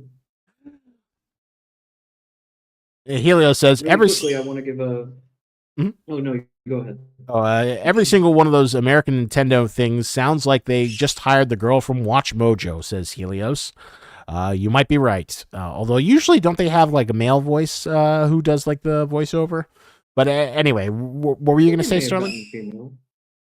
I was going to give a small shout out to Jared Krzyzewski and Matt Millard, who are wrapping up their Creature Corner series, where they would weekly for certain nights they would stream themselves just making monsters in ZBrush, and it has been such an inspirational thing for me, and I'm sure many other students and artists out there. And it's sad that they're bringing it to an end now, but they have been so influential on me, and I'm sure many others. And I hope some people can tune into their stream next week when they have it. I believe it's on Thursday. Oh, well, go check it out. Is it Janam is the channel? I think. Yes, Goman. Goman. I think it's pronounced. Why are they ending it? Is there any special reason? I'm not fully sure. I haven't been able to actually watch their latest ones live. I don't know fully why it's ending. I need to catch myself up on live, but I'm very sad about it. Oh, well, I hope they bring it back. They find the time. That is unfortunate. Maybe they're just too busy. I should probably check it out as well because I always love seeing designs brought to life. They're incredible. Those two are just absolute legends. We're gonna get our Jared movie night. I promise, one way or another. Woo. It's just amazing how much things have progressed. Like, you probably weren't even born, but I remember back in the day in like 2021 and 2022, where they were showing these trailers for Oddworld, Munch's Odyssey, or the Oddworld sequel, and it was like such an amazing demo. They showed like, oh, well, we're going to give you a 3D environment. It's going to change in real time with the power of the PS2, and then we're going to have water physics, and the water is going to come in. It was kind of amazing how quickly video game graphics have advanced. It's crazy. I hope we get that again someday. I'm worried that we might eventually get to a point where we never see that in gaming anymore.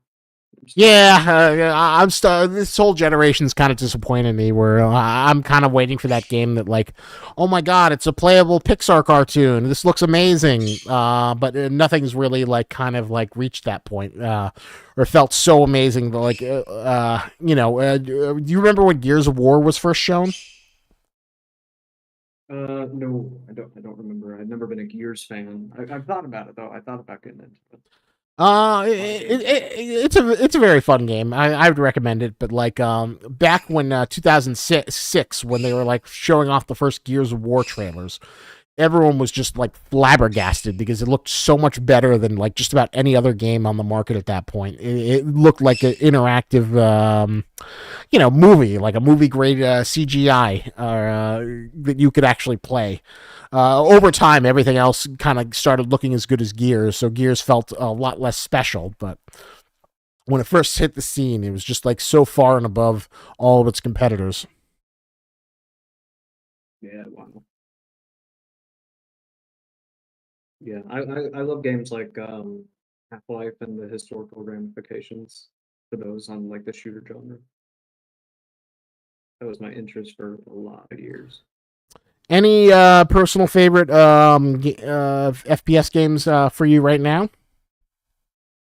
Right now, I don't know. I feel like we're in between a lot. I'm really excited for the new Doom when that's coming out.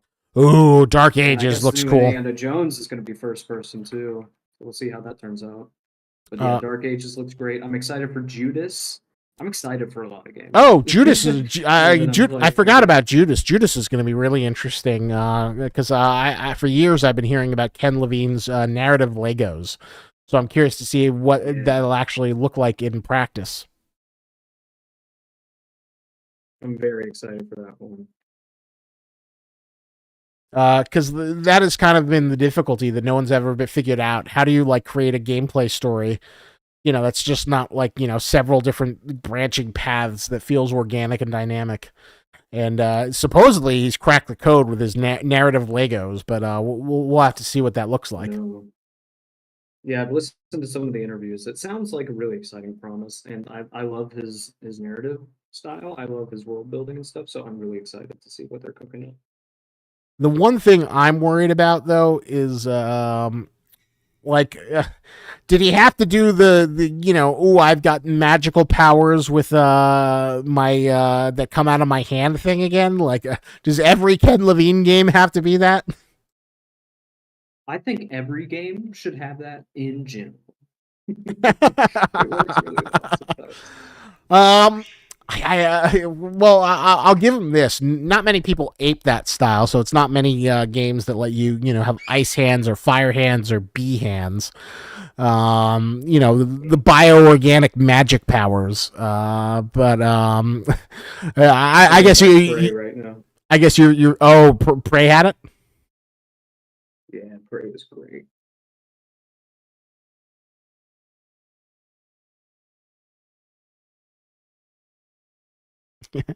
Shrektopus says stop after Gears 3. Actually, I've never played Gears 4, so don't listen to me on that. As a big Gears fan, I would say the first three are like the best games in the series. Four, it's fun, but it's not my favorite. I think it's a little doesn't really do anything that interesting. It just kind of just shows, oh, we understand the Gears formula.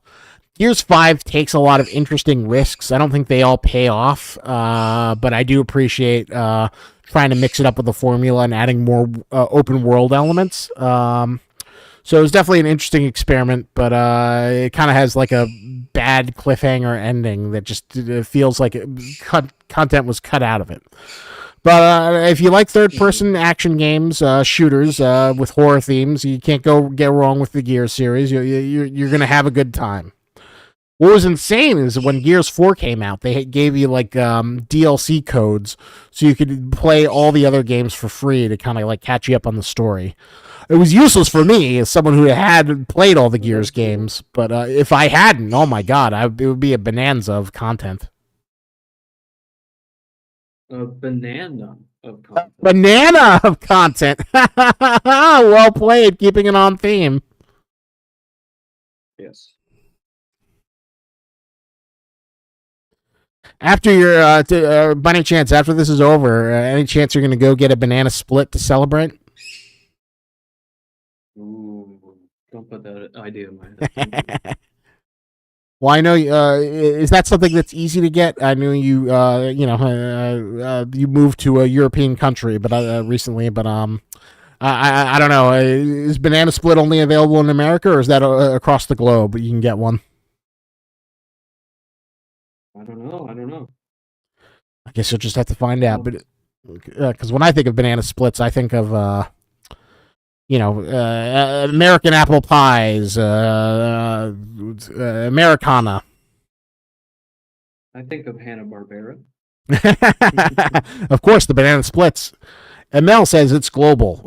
Greetings from Germany. We have banana splits here in Europe too. Oh, okay. So it's not necessarily an American thing. Um, just like pizzas and hamburgers are probably not exclusively American, despite the fact that they are kind of feel like the staple of our diet: pizza, French fries, and hamburgers. Yeah, as it should be.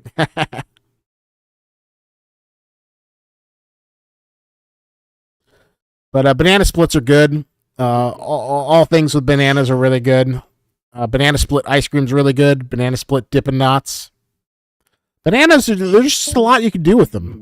You can turn them into dinosaurs. You can make banana bread. Um, you can cut them up into little pieces and freeze them. You could dip them into chocolate. Bananas are just, it's just a very versatile fruit that you can do a lot with.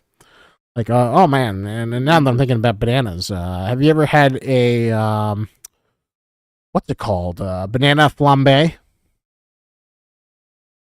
Oh, no, banana I've Fosters. never That's what I heard of it. meant. Actually, I do think I've heard of it, but I haven't had it. It's really good. It's like this brown sugar alcohol sauce. So typically, what the way Banana Foster's is prepared is you got this. The bananas are cooked in like rum and brown sugar, so they're really tender. They've got this great sauce, and they light them on fire. So they'll light the bananas on fire, serve it to you. It'll cool down, and then there'll be some ice cream on the side. It's really, really good. Mm, sounds good. God, I am craving bananas after seeing so much of this banana dinosaur brought to life. But no, look at this dinosaur. We're about to unify these separate bits, and we're Ooh, going to start adding elements like the stringy bits of the banana and the eyes, of course. Can't forget about those horrific eyes, which was made for us here. ooh, yeah, I love Yes. the creepy eyes. And God, the stringy bits These are almost going to look. be fun to add. The stringy bits almost kind of like gives it hair. It almost looks like it's emo, like it's about to go to Hot Topic. It is emo. He's going through a lot right now. He's been trapped in a facility. Can't leave his room anymore. He's grounded essentially. Ugh. Kylo Brundov says, "Can I share my game in the Discord server?" Yeah, absolutely. Share links to your game in the Discord server. It is always great to share, unless it's something inappropriate or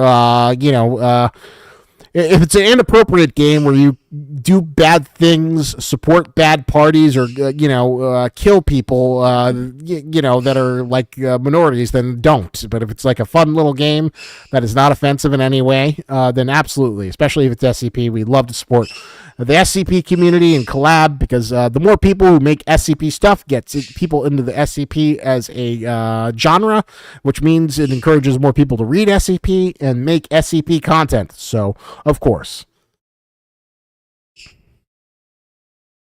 Thumbs up. So Kyle gave this thing a massive tail, and I realize now that I have not made the tail big enough. Well, it's kind of got like that T Rex tail. Oh God, that It's reminds. longer than a T-Rex. He made it exceptionally long. So you think it needs to be stretched out a little bit? Yeah. Just out of Ooh, that curiosity, is a long time. have you seen Dinosaur Planet? Dinosaur Planet, I haven't. It's wonderful. Oh, you have Or seen it? Prehistoric Planet, you Yeah, mean, yeah, right? that's what I meant. Prehistoric Planet. Oh my Yeah, God, yeah, yeah, yeah. Yeah, it's great. That is like my comfort food. I could watch that all day. The David Attenborough, where he's just like watching the dinosaurs. Yeah, he's watching them from the VFX one. Uh, so Very just good VFX though. as a VFX expert, what did you think of the work in dinosaurs in prehistoric planet? Well, Flattered, thank you. as a 3D artist. I think it's really well done. I think it's really impressive what we can do just in like TV shows nowadays. The budgets are insane. I remember a time where if CGI was in a show, it looked bad and it was destined to look bad. But we're not in those times anymore. It's crazy. And yeah, it's really cool to see like a realistic documentary about dinosaurs. I think it's such a neat concept. Oh, it's so great. I love it. As a little kid who grew up loving dinosaurs, and like if this was out when I was like 5 years old, I would have gone insane and just would have watched it again and again and again and again. It would have been my favorite thing. Same. Same here. I love dinosaurs. I was fortunate enough to see the live action show when it came out, or when it was touring of Walking with Dinosaurs Ooh. as a kid. Yeah, giant robot dinosaurs on the stage. It was so cool. I see those now more than ever, where like people have like these really cute puppets where they'll have like like little T-Rexes and Velociraptors, and then they'll come and perform it for the kids, and I just think those things are incredible. Yeah, dinosaur media is peaking currently. If you ignore the Jurassic World franchise, it is peaking. You never get old. Projects. You never get old. Dinosaurs never get old. They really don't. Because I think in our heart of hearts, we all have the fantasy of like having a pet dinosaur. Oh yeah, I was gonna make Jurassic Park real when I was 8 years old. You would see this little boy, and he's planning it. He's got the blueprints, and I'm like, I'm gonna dig here, and I'm gonna find the amber here. We're gonna build the walls there, and we're not gonna make T-Rexes. Don't worry, Dad. I think Jurassic Park made every kid want to become like a dinosaur scientist. I remember when I was 6, I also wanted to be that. I'm gonna bring dinosaurs back to life. That's what my job is. I'm doing it. Jurassic Park's happening.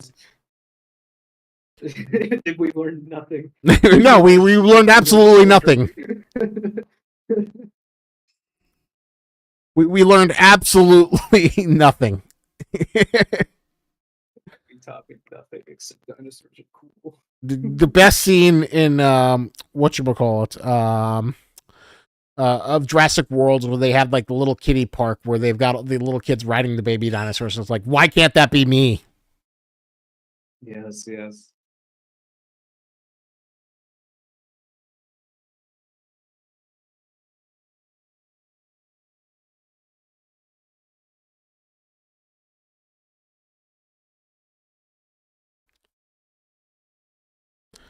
Really long tail on this guy, but I kind of dig it. I like it. I wish Kyle was here. It'd be really cool if I could ask Kyle questions about the design. Because this is the amazing part of this process is that both like concept artists and the modelers, they kind of make up the lore of creatures a lot of the time. It's an interesting case with SCP, of course, because we're adapting other people's creatures, so we stick to their lore still, of course. But we can like think of like anatomy and little tidbits like that, and why they might work like this, and what evolutionary cause was there for it. It's really fun. Yeah, that is like the joy. It always makes me sad that they're like we don't get like dinosaur movies or monster movies all the time. Yeah, we need more. Always need more monsters. Sharktopus says raptor tails are longer to shift their weight and turn around faster. I don't know if that's scientifically accurate, but I will take you on your word.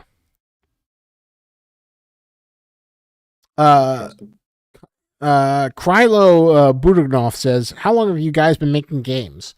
I think Afray's been in business for like what, 3-4 years? I think longer.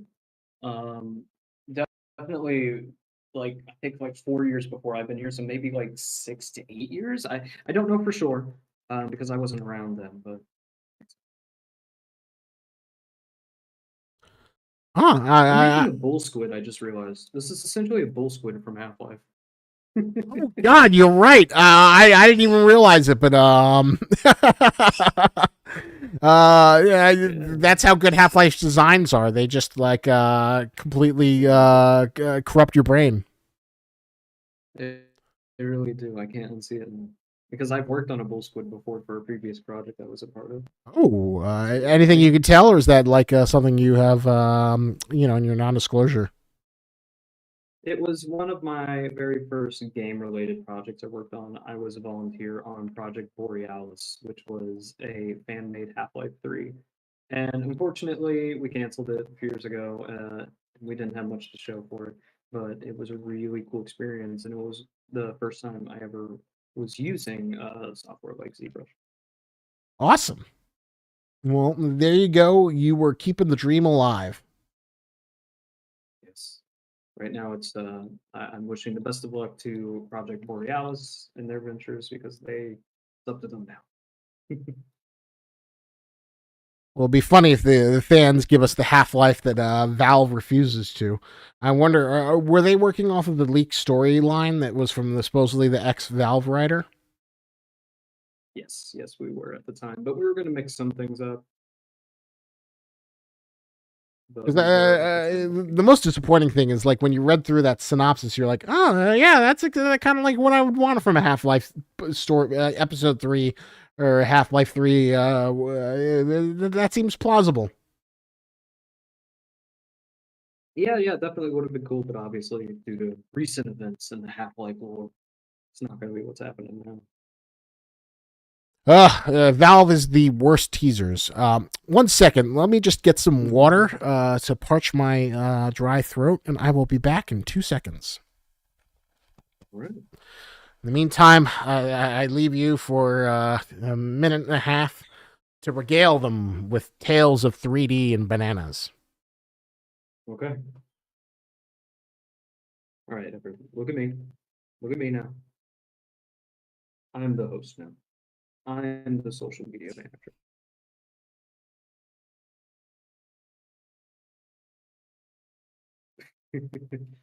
Make giant robot.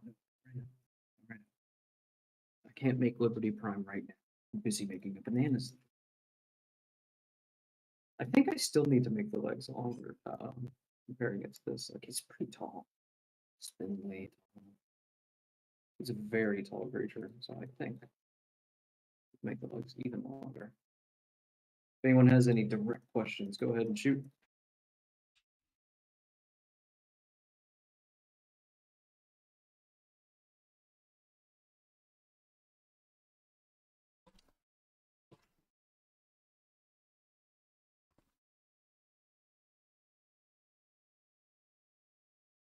And I return.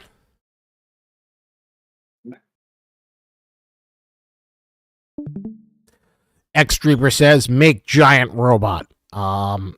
I know, and I refuse.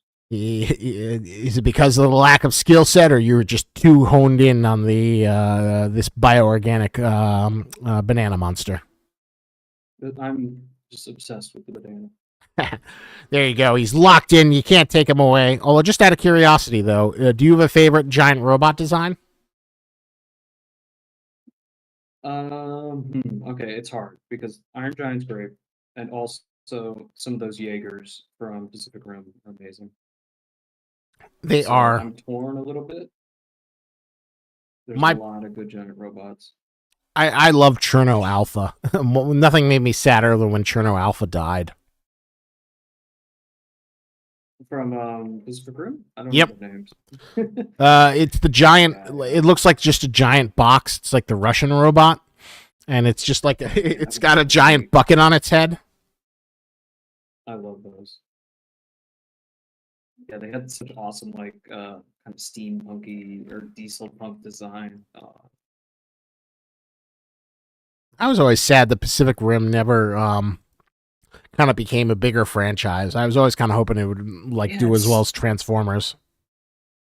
I'm sad it never got a sequel. It's such a shame we never got a sequel to it. It's Uh, so good. Such a shame. I guess you never saw Uprising or The Black. I'm sorry. I think my ear's ringing. Did you say something? I'm not sure if I heard you clearly. But yeah, it's sad it never got a sequel. Yeah, It it never did. It would have been nice if it did, right? There was a crazy rumor that like they toyed with the idea of having a Pacific Rim crossover with the MonsterVerse. I don't know how they would have done it, but it would have been a fun thing to see happen. I originally assumed that they were in the same universe. The timelines don't really work out because like you never see Godzilla fight against the Pacific Rim. Well, it's weird because like the MonsterVerse started out where it was more grounded and more realistic, and then somewhere between like Godzilla King of the Monsters and Godzilla versus Kong, they just said, "Screw it, F it. We're just gonna do whatever the hell we want." And then there was like Hollow Earth, and then humans had hover ships, and they went down to Hollow Earth, so it didn't matter. Yeah, it's dumb fun. Dumb fun. I like it for that though. True. It knows what it is. It's not trying to be anything else, which I can really respect. So I assume if someone really wanted to do it, you could say something like, "Oh, here's a dimensional rift," and oh my God, the Pacific Rim aliens are trying to invade the MonsterVerse with kaiju, and then Godzilla and all of the other titans would battle against the kaiju because they're artificial beings versus Godzilla, who's a natural being, and then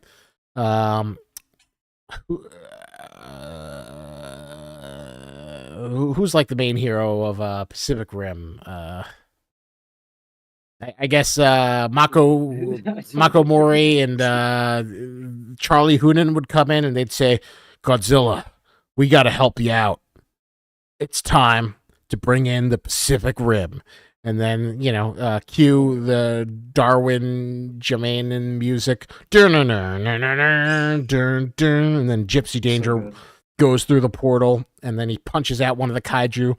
Godzilla somehow understands that Gypsy Danger is on his side, and they team up.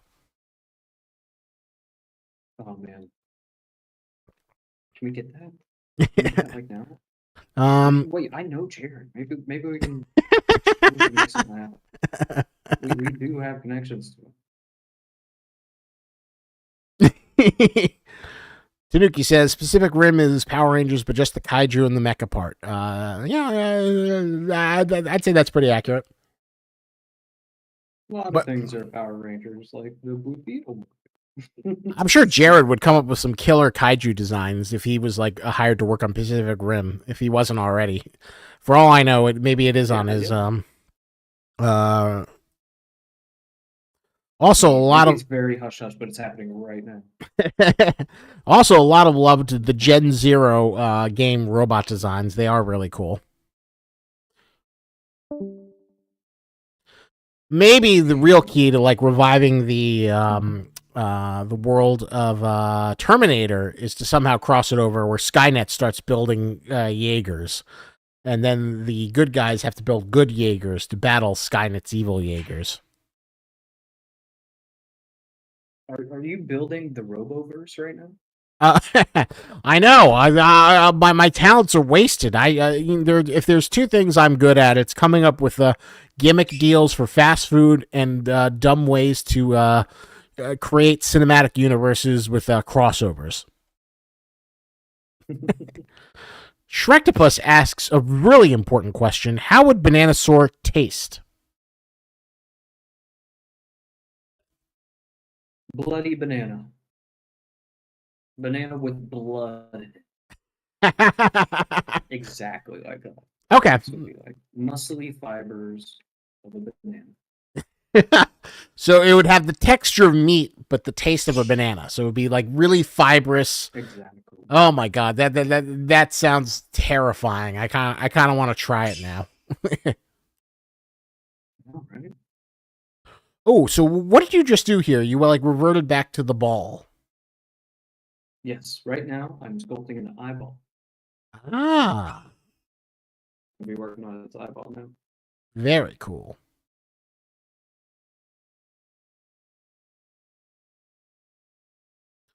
See, it takes a lot of.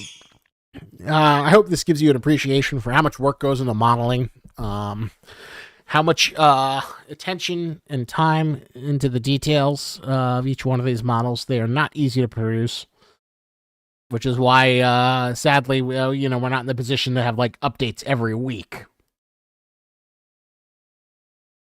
But I wish. I wish. oh my god, that would be amazing. We had like the power of Epic Games, and we could just do like Fortnite level stuff all the time.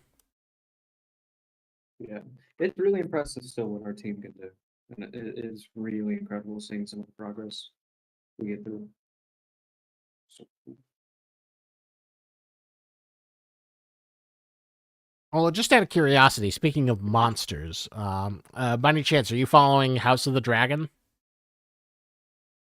no, but I have been following some of the. I see some VFX breakdowns for a lot of those things, just because I never watched the actual Game of Thrones because I heard how it ended, and I'm like I don't want to watch it now because I'll just be disappointed. Well, So I that's me personally. I don't blame you. House of the Dragon's been pretty good, although some people think that it's pointless just Yeah. because it all leads to the bad Game of Thrones ending.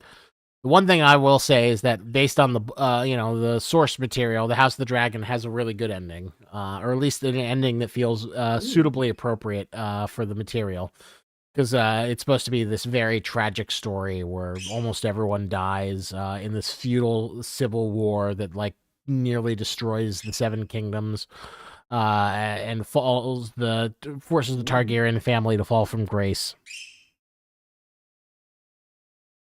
But that is not the reason I bring it Wow. up. The reason I bring it up is because of all the dragons. Yes, dragons are awesome. The dragon designs. Oh my god. Game of Thrones single handedly made dragons cool again. Hell yeah. They have some real good VFX work on this. Oh my god. Yeah, they're amazing design. By any chance, have you seen the design of Caraxes, the noodle neck dragon? Ooh, I don't know if I have. Maybe you have. You just didn't know the name. So basically, there's this Yeah, dragon that's who always. kind of has this really deformed neck, but it's like really, really, really long, and he's kind of got this like when he talk, he screeches. It's kind of like sounds really high pitched and shrill, but he's got this mean look. Like he just looks like a killer. Like he's gonna eat you up. And Caraxes is just an amazing dragon design. Yeah, there's some great stuff. I definitely do appreciate dragons and how far they've come in our. There's like the cartoony ones from How to Train Your Dragon. Those are fun, and then you got these super realistic ones and all these shows and all this media. Like one little small detail I love from them is how they all shoot fire. Some of them have fire glands. Some of them do it a different way. It's really cool. That is true. There is always like every universe has their own thing. Is it fire glands? How is the fire handled? Yeah. Right here, I'm just doing some messy eye work. This is not something that's super detail oriented right now. Well, I'm just doing something that would be nice to copy and paste a lot.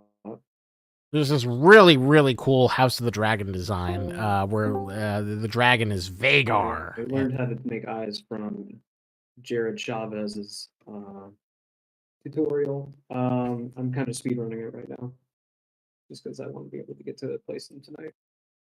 But yeah, Jared Chavez has a great tutorial on ArtStation on how to make eyeballs. Ooh. Sculpt them.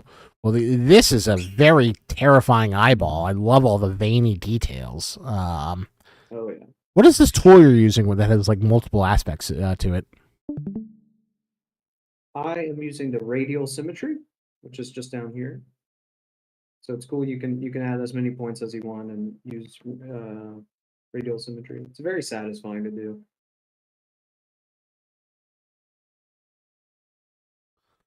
It is very oddly satisfying. Now we just need TikTok music. Yeah.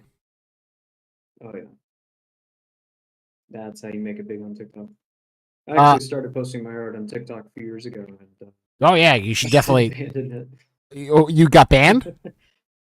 I abandoned it because I Oh. started realizing like it wasn't really a good platform for my brain because it's very addictive. Yeah, it's probably not good for your brain, but it's good for your promotion as an artist. So I would, Oh yeah, I it's would recommend, crazy. I would definitely recommend doing time lapses. Yeah, smart. Social, every now and then when someone says ball, I immediately hear Billy May screaming at Mister, "You're on the ball." Oh, Billy Mays. I miss him. I miss him selling me cleaning products. X Streeper asks Sterling, when SCP-217, the Clockwork Virus? Oh, I know that one. I love that. I would be down to put it in. I'm not super familiar with it. What is the Clockwork Virus? It is essentially a virus which slowly turns people's like organs and brain and stuff into like steampunk clockwork. Oh, It's interesting. horrifying. Yeah. So people will just basically turn them into kind of like robots, but it's incredibly painful, I believe. Not a fun time. I wonder how that would. Well, I'm trying to think. Maybe the zombies could be that. I don't know how you'd implement that in 5K, but it sounds really interesting. I guess you'd have Yeah, it'd have to victims of be the Clockwork Virus. environmental. Yeah, something like that. Maybe there's maybe the foundation studying them how to weaponize it.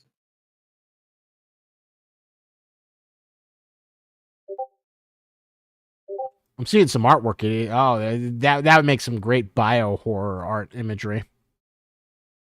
Oh, yeah. Almost kind of reminds me of like Borg. I don't know if you're a Star Trek fan. Yeah, I think I know. You know, they're the classic horror enemy of probably the coolest enemy out of the Star Trek universe. Like this, you will be assimilated, and then they turn you into like a bioorganic monster with like nanobots that just take over your entire system. There's that one from Stargate, which are like biomechanical. They're like little nanobots, and they turn into humans. That's a cool. Oh, did they? I had no idea. Yeah.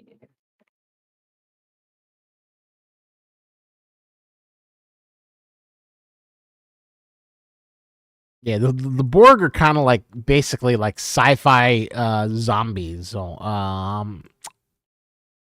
they're probably like one of the more cooler things outside. I feel like nobody really talks about them anymore, but I feel like they're also one of the most iconic creatures to come out of Star Trek.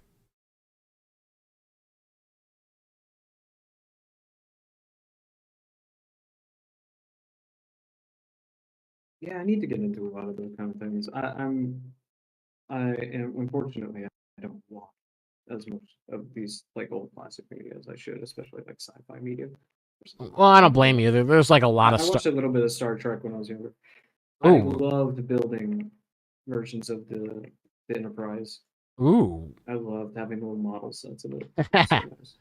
Yeah, building models is always fun, Yeah. especially of spaceships. I love spaceships. Although here's a hard nerd question. I'm guessing you're more Star Wars than Star Trek person. As a child, I was. Nowadays, I kind of don't like either. I'm a Grinch, unfortunately. Yeah, well, both of them have kind of had like a lot of difficulties as of late, which is a shame. It's really Yeah, I think funny. it's too much of a good thing. I do think there is such thing as too much of a good thing. It's a shame because uh, I hear. Have you ever heard of the Orville? The Orville?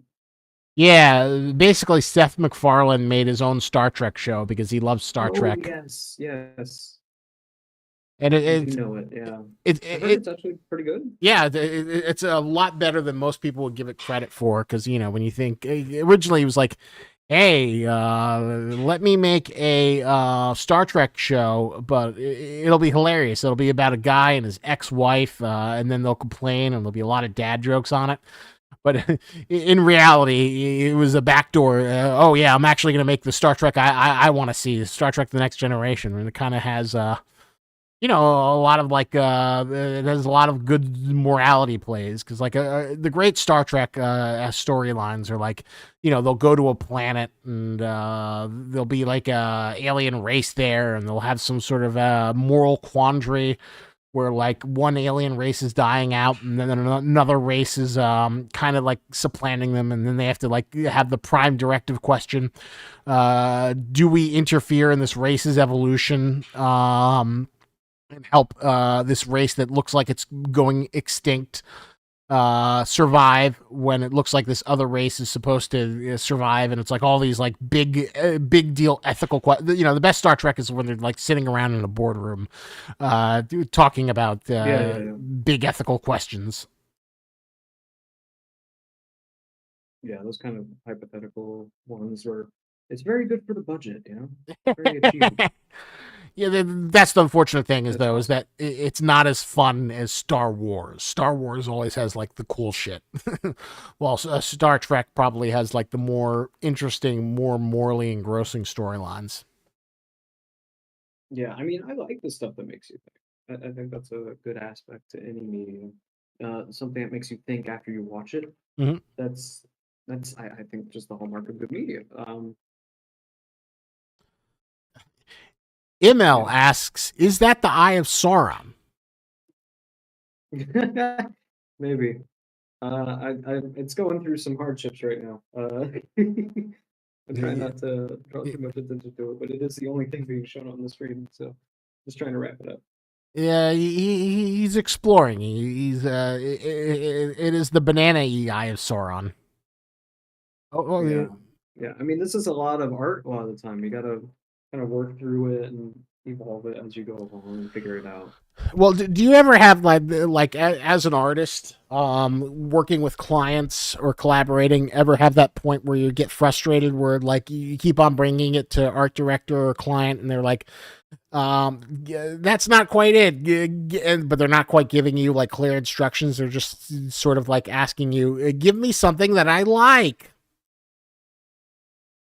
Yeah, that's always a risk when you're doing commission work. Thankfully, I've never really had a point where it's frustrated me, thankfully. I think I'm very fortunate in that regard because not other people are always that lucky. Um, so I have had a pleasurable experience when it comes to doing things like commission work, thankfully. Oh, well, that's fantastic. I'm glad to hear you haven't run into like a nightmare And I do client. love the process, yeah. The thing that's great about what I do, and especially what I do at Affray, is that I'm always working with artists. I'm working with a concept that I have, and that's always the best because it's the best place to start from. And my job is essentially I just interpret the art, and then I can always directly talk to an artist, and sometimes they can draw over my sculpt to show me what changes I need to make. And that's just the best. Love it. Hmm.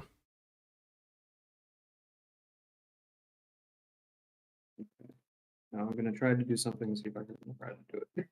Here we go.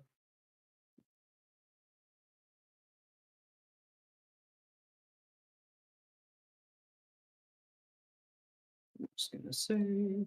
So I'm gonna try to make it so that this is a multi-object brush so that I can just very easily place eyeballs all over them. That shot. See if I remember how to do this.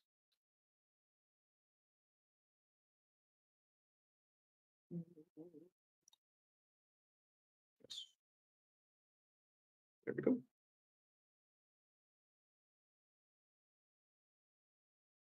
Oh, it's a giant eye monster. Okay, that was funnier than I thought it'd be.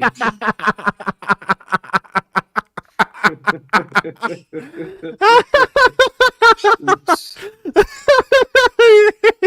He looks so adorkable. The little Kermit eye. I guess there is some I could play joy. Spore.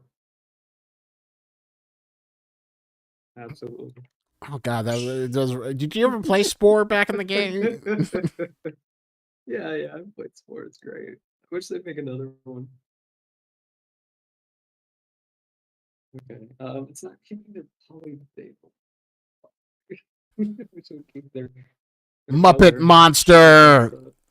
up. I do kind I of know it looks like love. Kermit. I do love the Kermit version, the Muppet Monster.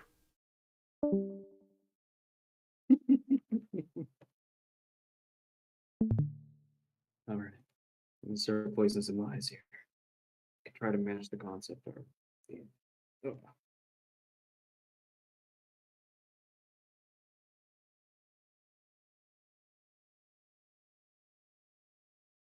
Oh, now it's hard to get them all face the right direction.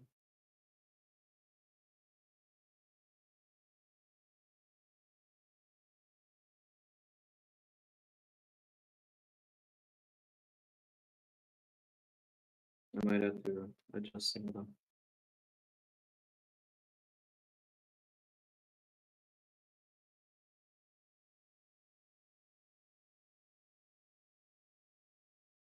Ooh, all right, there we go. And now we're kind of like fitting a good groove. Yeah. You know, it also kind of reminds me of do you watch Rick and Morty by any chance? I did for the first few seasons. I'm sure you remember the Galactic Television. This is I'm the eye hole monster. I eat the eye holes. Oh yeah, him. Uh, Which is a bad promotion to beat up people who eat your food.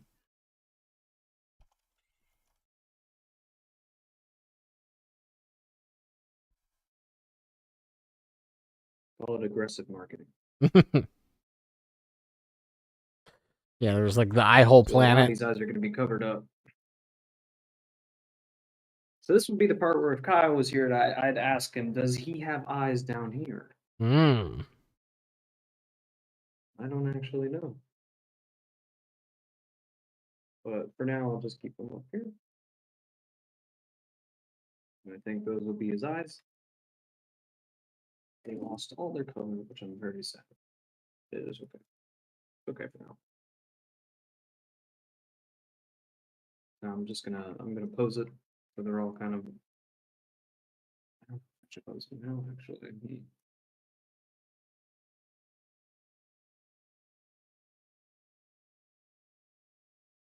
There are always these little moments when doing these where I kind of second guess myself. Hmm. You just gotta trust the process.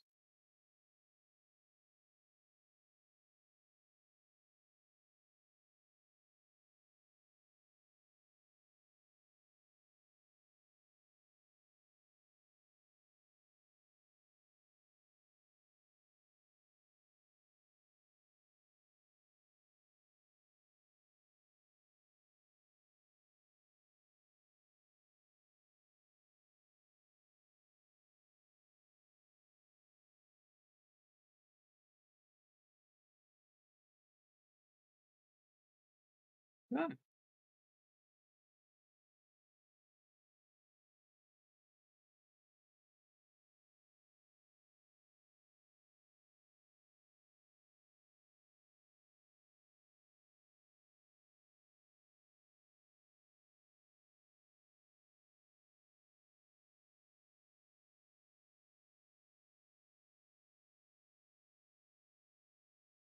ooh, like barnacles. Ooh. Barnacles would be an interesting touch. Eyeballs are as if. So right now they're all looking in kind of a random direction. I will be sure to fix that up once I pose it.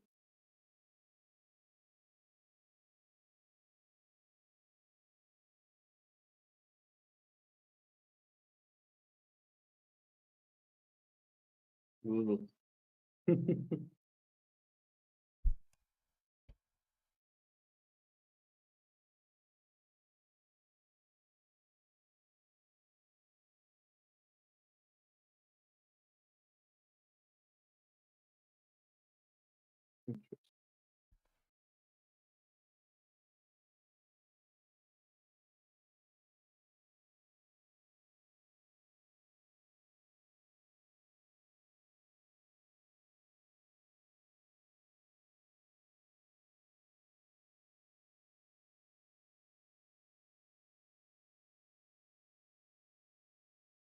Hi there, Death Rex. This is the Bananazilla.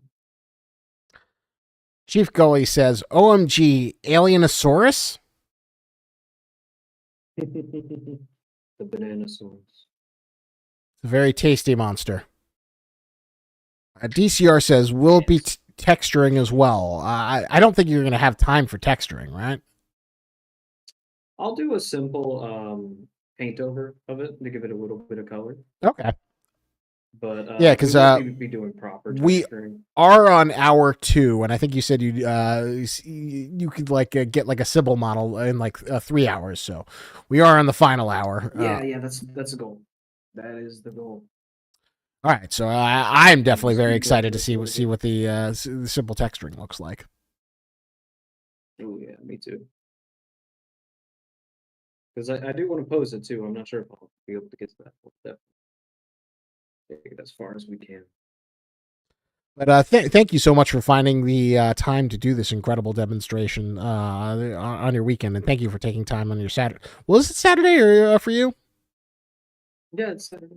Okay, I wasn't quite sure if the time difference pushed you into Sunday, but thank you so much for taking the time on this weekend for this. Yeah, I love it. I do this at my free time. I love it. Just got to figure out a way to get put it on the TikToks.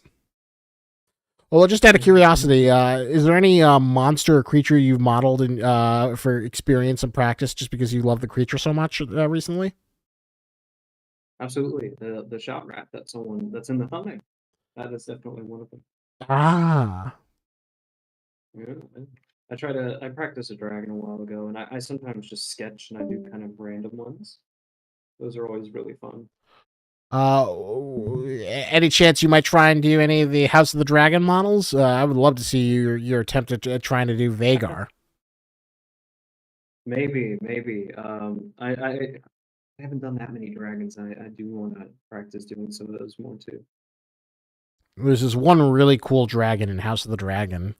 It's famous because it's like the oldest dragon that's alive that we've ever seen, and it's also the biggest dragon we've ever seen. If I get into my ice and fire nerd, when in the beginning, towards the beginning of the series, Aegon the Conqueror, the establisher of House Targaryen, came to Westeros to conquer with 3 dragons. He had the biggest one, Balerion the Black Dread, and his 2 sister wives had the other 2 dragons, which were also very big. And Vagar was the other one. And it's 150 meters long. It's a huge dragon, the biggest one in the series. Complete dominant force, and she's just a brilliant dragon design. She just kind of looks like an old grandma, but is also kind of like this terrifying force. I gotta look up some of these when I'm done. Oh, definitely. Take a look at Sounds lovely. all the dragons designs from House of the Dragon. Yeah. So an example of why a lot of these models take so long is like right here. I'm just sculpting the exterior of the teeth on top of it. But if we were doing something like taking this a little further for like a game model, something we would do is we would model the entirety of all the teeth and the inside of the mouth Mm. so that it could open its jaws and bite. And this is why. So you would have to cut this open. Yeah. And this is why AAA games cost take 4 years to make, because there's just so much time to model these assets. Exactly. Yeah. It's a lot of work, but I mean, I love this work, but it is a lot.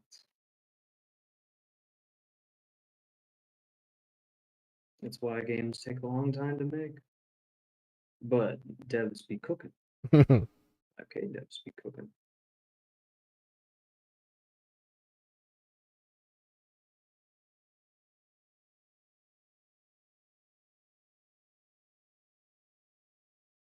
I'm just trying to get this banana texture. Let me pull up my reference. Oh yeah, that's some good reference.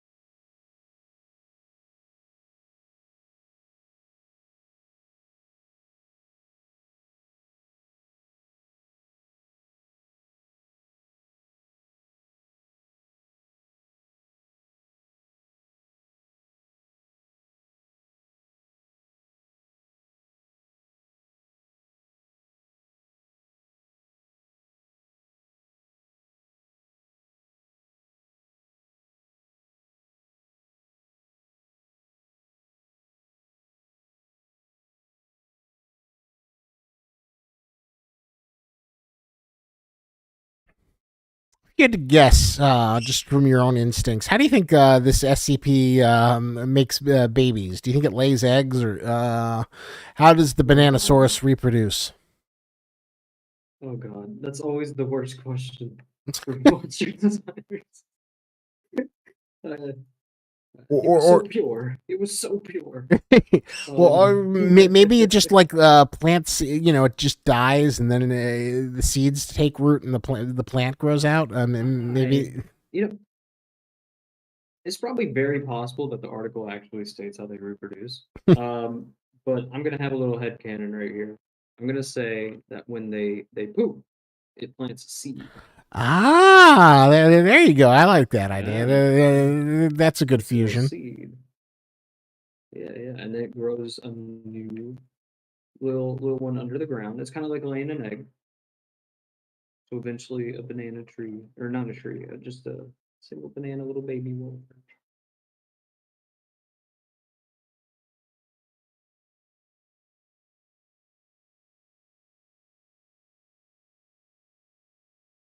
Miracle of life. The circle of Nature life. will find a way. Especially with a bananasaur. Yes.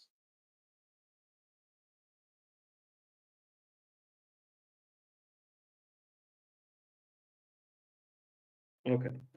All right. I'm at a point where I'm gonna do some detailing. I'll do like the stringy bits, and I'll rip up that wonderful banana face. It's got these droopy peels. It's pretty Ooh. damaged. It looks like he's been through some gross stuff. Well, it I'm looks like finally he's starting to browning a see some little of that potentially, detail. but I cannot wait to see how you tackle the droopy details. Oh yeah, yeah, yeah. It's gonna. I failed to merge in this. So if I had more time, I would have stayed on blocking a little longer, Mhm. which is the interesting part of doing models like this. Um, so I'd focus more on anatomy, but we're roughing it, which is fun. I like doing this one too.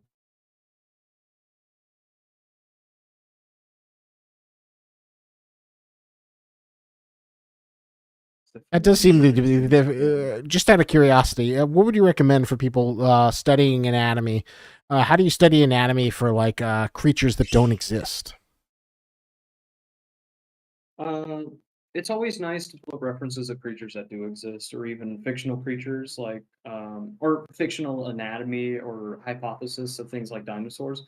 Um, and just seeing like, okay, what kind of shape is it going with? Is it a quadruped? Is it bipedal? And then you can really kind of piece the bits together. There are unique examples, like let's say you're doing a monster from John Carpenter's The Thing, Mhm. and then you can incorporate different pieces of real life anatomy. Like you can look up the muscle structure of an arm, or pectorals, or abs, and see, like, okay, if this is a twisted human, what parts would go where? And also, how can these tendons align up so that this thing actually moves?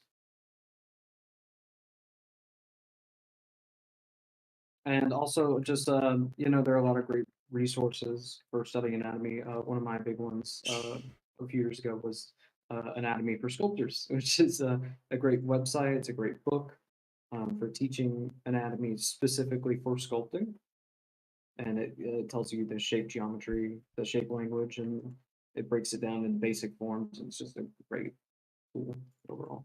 Hmm.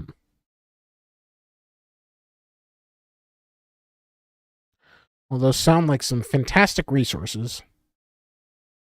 So I can imagine it's very intimidating to.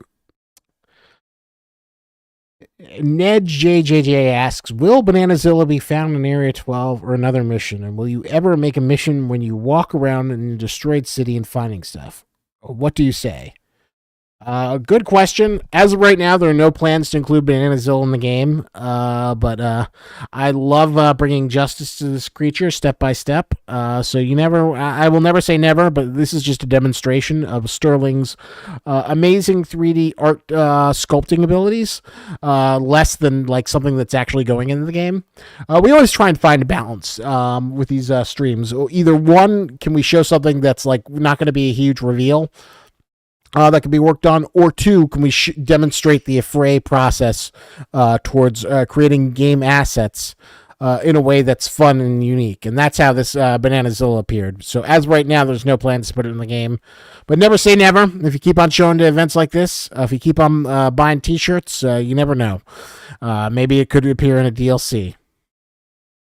And will you make a mission where you walk around in a destroyed city finding stuff? Possibly. I'd say right now there isn't a plan for that kind of mission, but you could see it potentially in the future in DLC, where there's a lot of creative opportunities open for that, because I know that once 1.0 releases, that we do want to create DLC packs that are available for our Omni Edition supporters. Yes, DLCs will come, but first we got to make the game. Exactly. We've got to keep on. But hey, it's the beauty of early access, is that you're getting content continually added to it as you see the game get built into a beautiful baby. Like, what's an early, the Hades. Everyone loves Hades. That was an early access game. And then what was another early access game that everyone loved? Baldur's Gate 3, Game of the Year winner. Oh, yeah. Yeah. Subnautica is another big one. I didn't know Subnautica was early access, but that makes sense. Yeah, long time. One of my I got Baldur's Gate recently, but I'm having such trouble getting into it because there's so many options when you're customizing your character. Like I'm so overwhelmed. I have decision fatigue. Oh yeah, I get that too, especially with those big games. Yeah, it's like, oh my god, there's so many different aspects to choose. Do I want to be a dragon person? Do I want to be a sorcerer? Do I want to be a monk? It's overwhelming. Yeah, I definitely get overwhelmed at those big games. And you got the open world games where there's like a million missions. So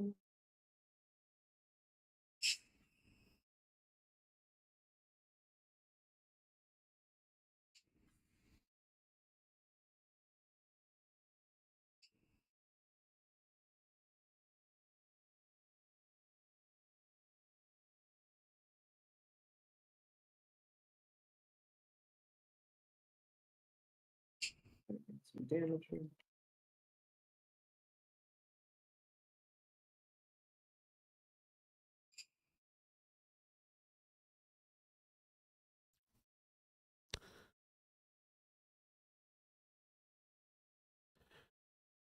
ML says 5K lore says the Foundation unleashed 610 on New York. Imagine seeing the city entirely devoured by flesh growing all over it.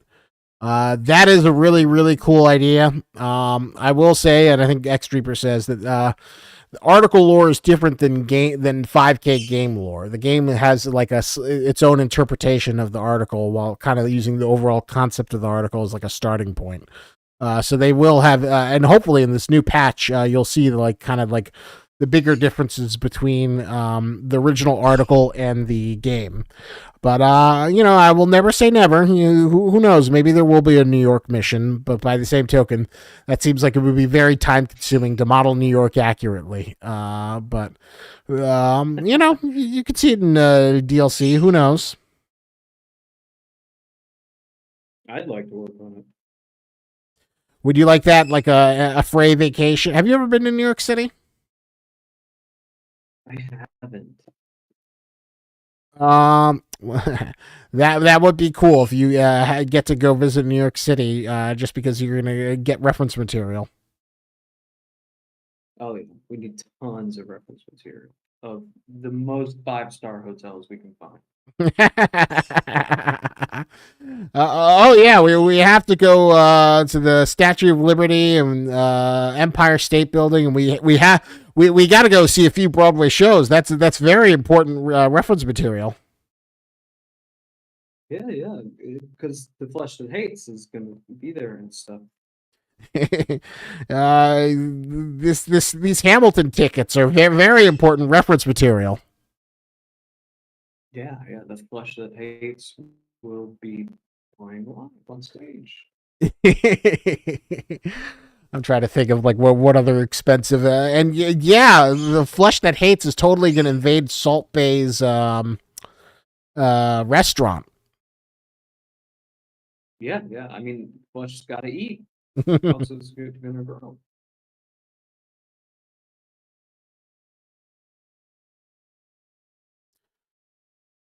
And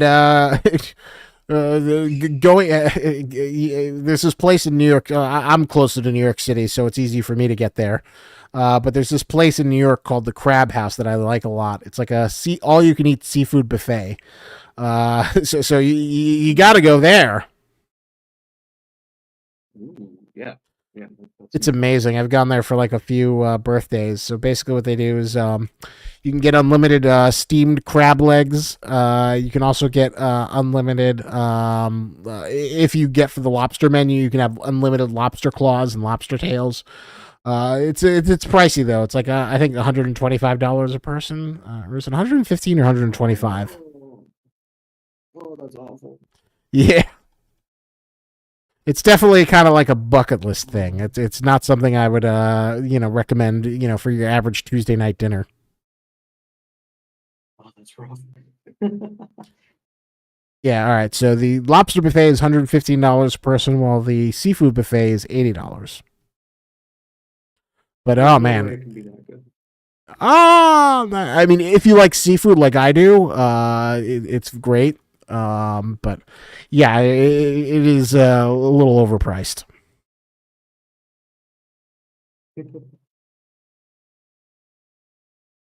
But put it on your bucket list once SCP-5K launches the Nintendo Switch and makes $1 billion. Okay. Fingers crossed. Let's just do a good job. Yeah, exactly. Focus on doing a job, and then we can think about the New York trip for the DLC. That would be amazing to like turn game development. Have you ever heard of Adam Sandler vacation movies? Where he just where he just turns vacations into movies. Yeah, exactly. Where he just like all the places he wants to go, he like does like a low budget movie around, and then he just goes there like Hawaii or like up northeast. Every movie is just like all themed around someplace that Adam Sandler wants to visit. I mean, he cracked the code. I gotta respect him for it. Yeah, that is a great way to make a living. To just make family comedies in all the places you want to visit. Question from this Russian gentleman whose letters I cannot pronounce. Have you ever had to ask other development teams for helping developing a game? Can you contact me as Andre? All right, Andre. Has Afray collaborated with other outside developers? I don't think so, but collaborated. Yes, we have. Okay. We collaborated with multiple other people, but mainly for things like art. So occasionally there is some outsourcing, but it's all done very collaboratively. Okay, so I don't know yes, if I can go much into details, but yeah. we do work with other developers. We collaborate. So there you go.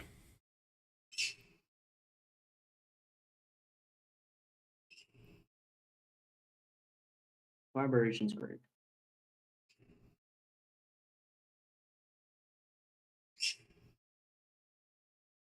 Uh, HX20 Games asks, are we getting an attachment system similar to Ground Branch?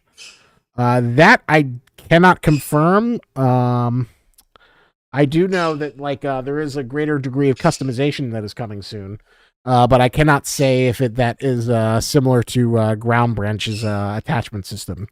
Sterling, is that something you're familiar with? A game you've heard of, Ground Branch?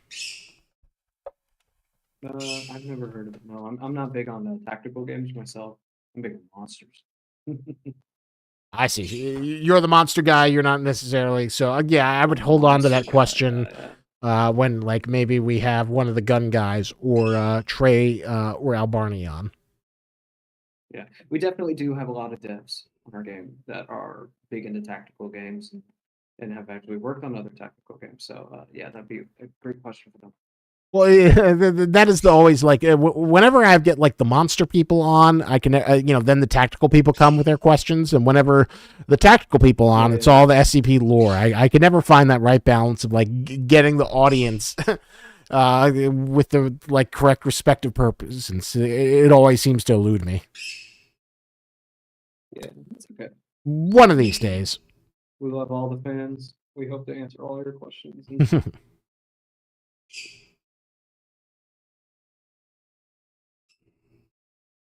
Okay, I got the beat up damaged banana parts.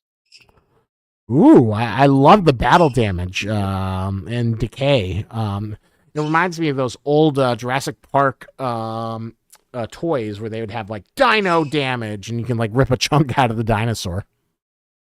Oh my god, that's so destructive. Why would you want to do that?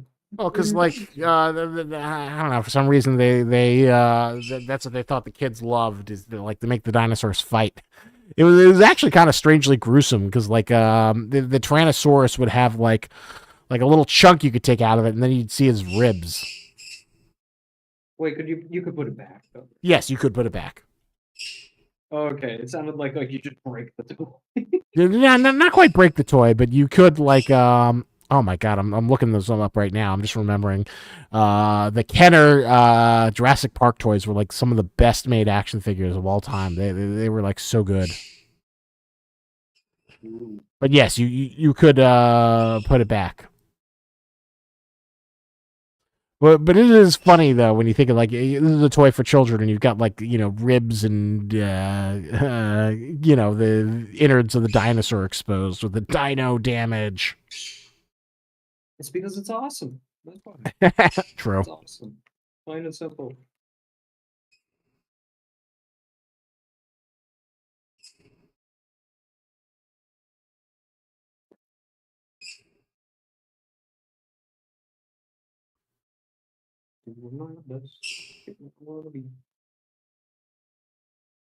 Cut corners.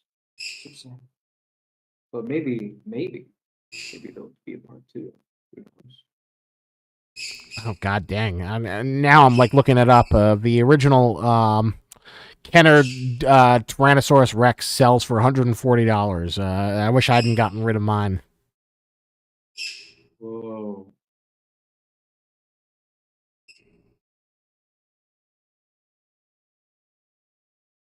There's merit to all that collecting. Exactly. It's just like how mom and dad would tell you can't play video games. That's not a career. Well, look who's wrong, mom and dad. Playing video games is a career. Making video games is a career. And you know what's also a career?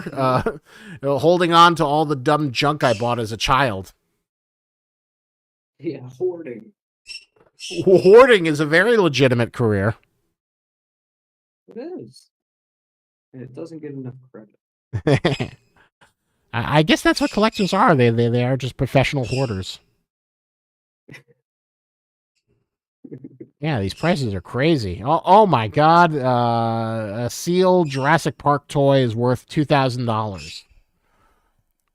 Jurassic Fair. Tyrannosaurus Rex with electronic roaring and stomping sound effects. Oh my god. Oh, I'm just having a nostalgia overload. I had some dino toys as a kid. I had this one that would spray water at you. Ah, was It that was awesome. the Dilophosaurus with the poisonous? Yeah, yeah, they just got those like those things that come out, right? Those around its neck. You know, it killed the villain in Jurassic Park. Yeah, yeah, Dennis Nedry. It was definitely the Yeah, Dilophosaurus. yeah, yeah. Yeah. That's it. Yeah, it was one of those.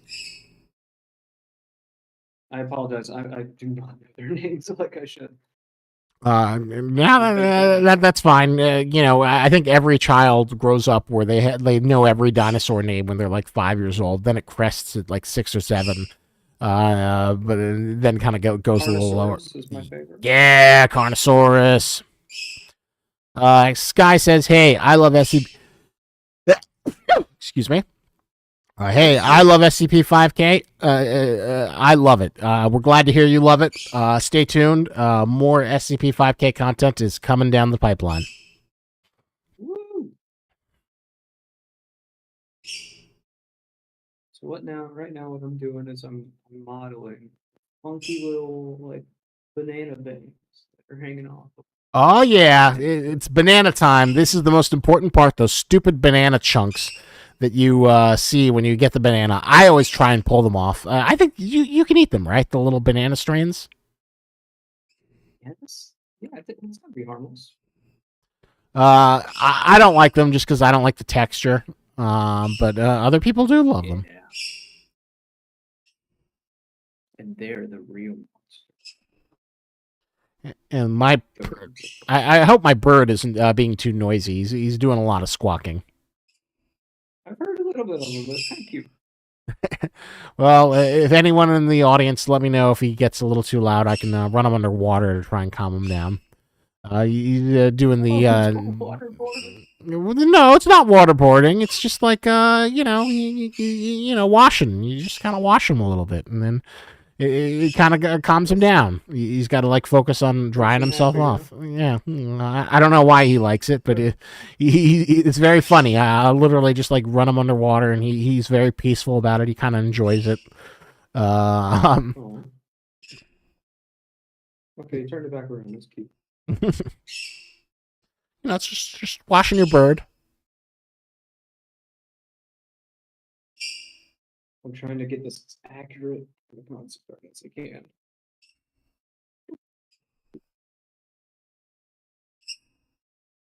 Okay, I think that's all of them. Double check. Yeah, that's all of them on the top.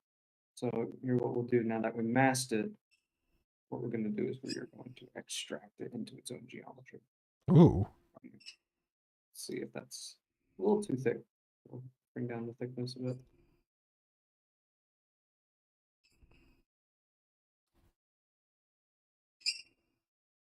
Still a bit thick. Wow, these sliders are always so sensitive. Okay, set that. Now we got these wonderful veins up top, kind of like tendrils. Ooh. I'm just going to They're smooth almost kind of them. like almost like little spikes. Classic. What do they call them? The things that are on Stegosaurus, like the plates. Oh yeah, yeah, yeah. Those like spinal plates, yeah. I always love those. I always thought those were like cool things. Yeah, very cool. I wonder what they actually look like. Because like if you ever looked at a buffalo's, I think it's a buffalo, its spine, they have like big columns too that kind of go up really high. It's because the muscles for their neck wrap around it. So imagine if it was actually um for like neck muscles. Ooh. I had no idea that it was are buffaloes like descendants of Stegosauruses potentially. I might be thinking of rhinos or hippos. I can't remember exactly what it is, but yeah, they got some crazy spinal columns. just for their neck. Yeah, dinosaurs are so cool. It's such a shame that like all of our animals that we have now are kind of lamer by comparison. No, we got some amazing animals. Like the dicks, for example. They're The what? amazing animals. So cool. They're called dicks. Dik. Uh, They are magical creatures. I am looking it up. Oh yeah, it's like a little tiny deer. Yeah, they're beautiful. That is kind of adorable. They've got the weird breathing thing, right, where they like breathe out of the. That is pretty cute, but you don't think that's cooler than like giant brontosaurus? I mean, they're cool. Yeah, dinosaurs are awesome, but I think it's easy to overlook some of the cool stuff we have in our real world too. Okay, Modern day. that is fair. You were repping for 2024 animals. I think that is good. Yeah, we gotta protect them. Agreed. Although speaking of dinosaurs, whoever made that like inflatable Tyrannosaurus costume for like Jurassic World deserves like an MVP in product design, just because like I've seen that costume in so many different places. Yeah, it's great. Very many memes. Was that from Jurassic World? I thought it was just a general costume. I thought I could be wrong. Anyone in the chat, you're welcome to correct me. My impression of that was that they made that that costume was like designed for Jurassic World. It was like a a Halloween costume. But the inflatable Tyrannosaurus Rex costume became so popular that we just saw it. Everyone adopted it. But I thought it was for Jurassic World. I mean, it's possible. I could be wrong.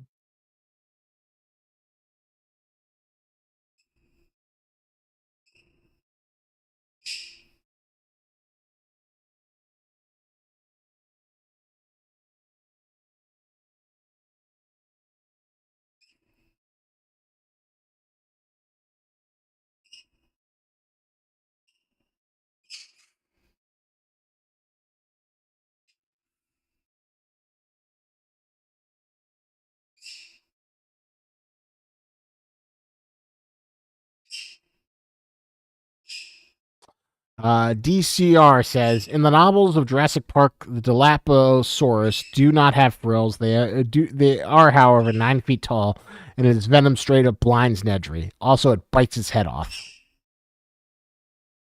That's In interesting. the novel. Yeah, because I know that the novels play out very differently for Jurassic Park and Jurassic World. Yeah, it gets nuked at the end. Oh, not Jurassic World. Jurassic Park, Lost Island.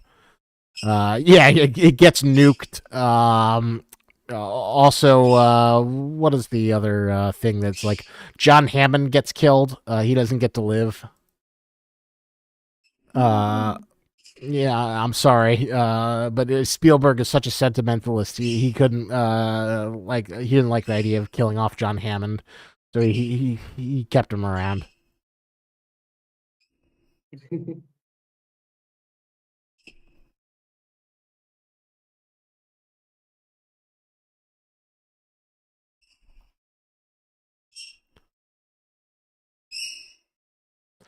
Shame there was never a third Jurassic Park book. I feel like you could have milked it.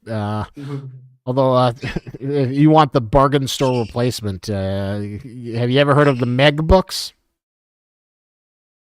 Are those in any way related to the recent Meg film? Yes, those movies are based on a book series called Meg. I didn't know they were based on a book. I know. See the fine literature of giant animals unleashed upon modern times. Obviously, they're very different. They play very differently outside of the core idea of like giant prehistoric shark coming to the surface, because it's like in basically the concept of the Meg books is that like in certain pockets of the sea there are these primordial oceans that have been like cut off, which is why we don't see like animals like megalodons in the modern day. because there's an air pocket where it's like too cold, and if they don't transition properly, then they die. But then a Meg eats another Meg, and it's surrounded by blood, and that's how it gets to the surface and is able to survive. Well, I I read like, remember originally seeing the film. did you like the novels, or did you like the movie? The first one, it was really goofy. It was so goofy. So it was like it was fun and dumb. I never saw the second one though. Yeah, the first one is like fun and goofy. The second one, I was not a huge fan of. They spent too much time in an undersea base for my liking, which is not what I want in a mega movie. Apparently, DCR says also a couple of compies escaped the island at a time and ate a child in the crib. No, not the kitty. Yeah, unfortunately. Well, that is Atith, the Phoenix VTuber says, "Ayo, hey, yeah, you can eat them, but they taste like tissue paper. Dorsal plates. I don't know what they're called, but what I've been calling it since I was a kid, dorsal plates. I mean, you've seen a cassowary. They're pretty much birds except the velociraptor. Yep, there you go. You can go enjoy modern dinosaurs and birds." Like, all right, I think I'm gonna go give. Speaking of modern birds, I'm gonna go give Captain Crunch a carrot. So give me 2 seconds.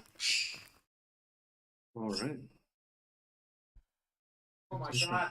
What a great name.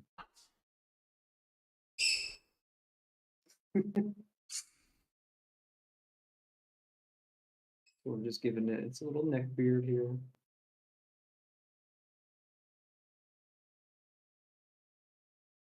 I'm having a lot of fun with this. I hope y'all all enjoying watching me doodle, making the bananas.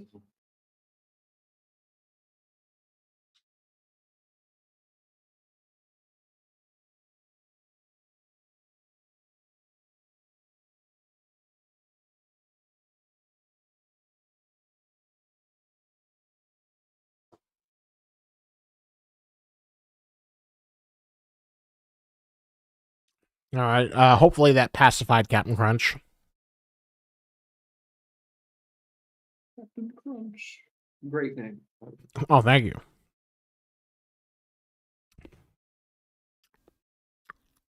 And DCR also comments is, "Oh yeah, and the T-Rex can swim." Well, thankfully, to Prehistoric Planet, we learned about the T-Rexes are very good swimmers. Yeah, they can swim. They swim so good.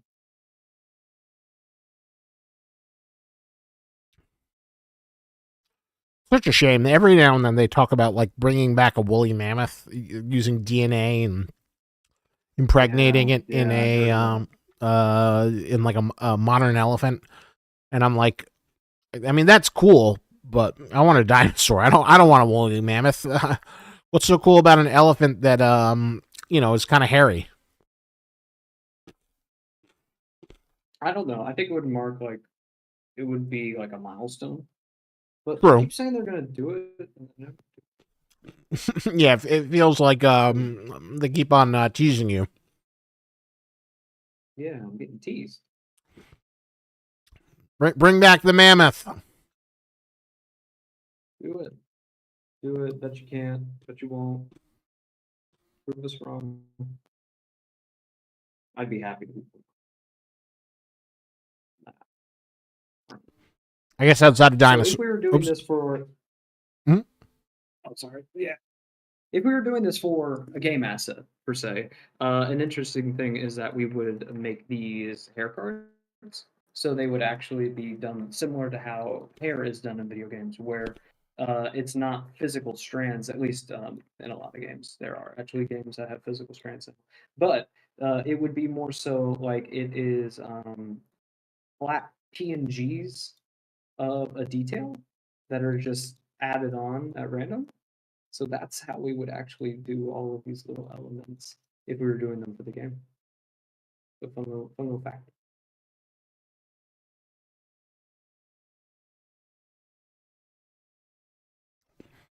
So for a layman like me, how do tear cards work?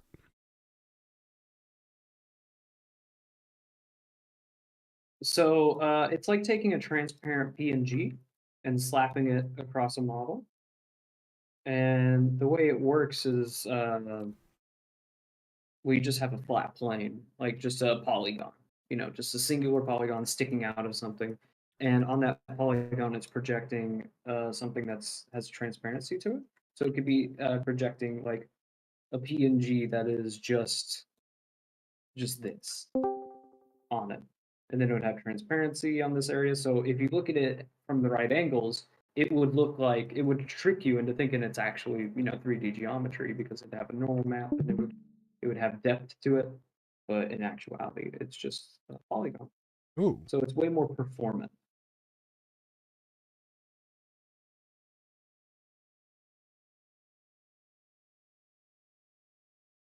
fascinating insight. Yeah, it's a very fun part of the process, I think. Although doing things like hairstyles is incredibly difficult due to it.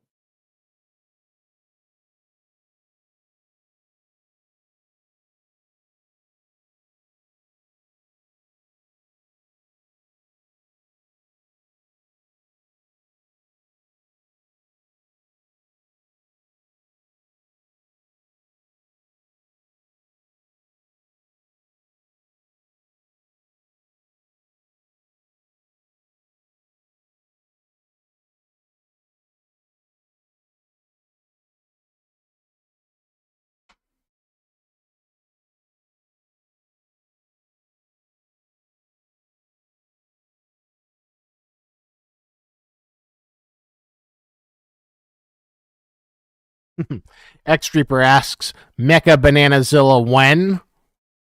You get a completed Bananazilla before you Really get a want Mecha robots, man. Bananazilla. Although, well, that does make me think though. Like, So, if you wanted to do it in lore, could you infect Bananazilla with SCP 21? The clockwork oh, disease. oh, that's an interesting thought. Does it work on animals, or would it only work on humans?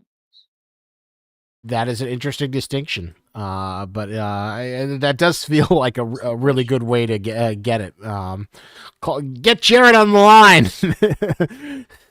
We got to make it happen. We gotta get what's that quote from Back to the Future? You know that new sound you've been looking for? It's right here. Yeah, listen to this.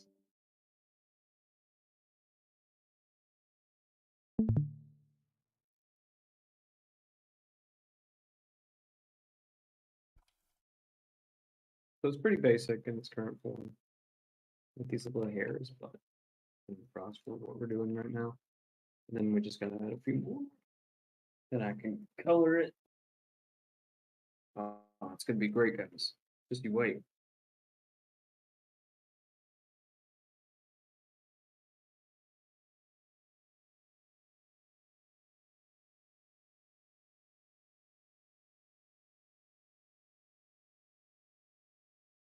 The little hairs, even in his joints.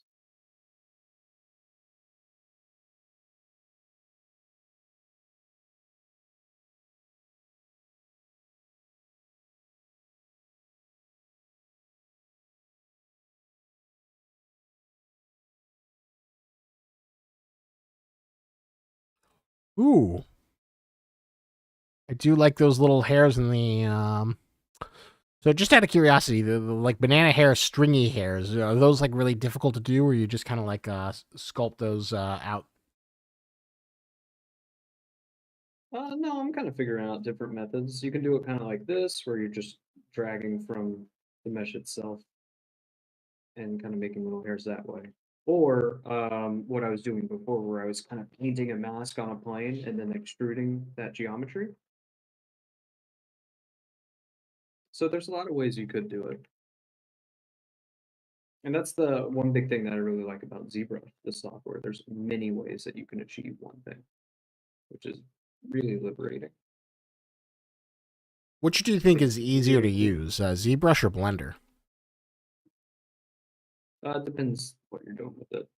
If it was sculpting, I would say Blender is an excellent starting point to learn. I mean, Blender is always a great starting point to learn basically anything when it comes to 3D, and it's one that beautiful thing about it because it's free. So there's a very low bar of entry. Like anyone can use this amazing software if you just have a decent computer, and you can try to learn kind of these things and follow some tutorials to kind of figure out how our models actually made and what are the processes that go into it. And then you can see like, okay, I want to take this even further. And then you can start looking into alternative software and things that can do things even better than Blender. Although your wallet will hate you.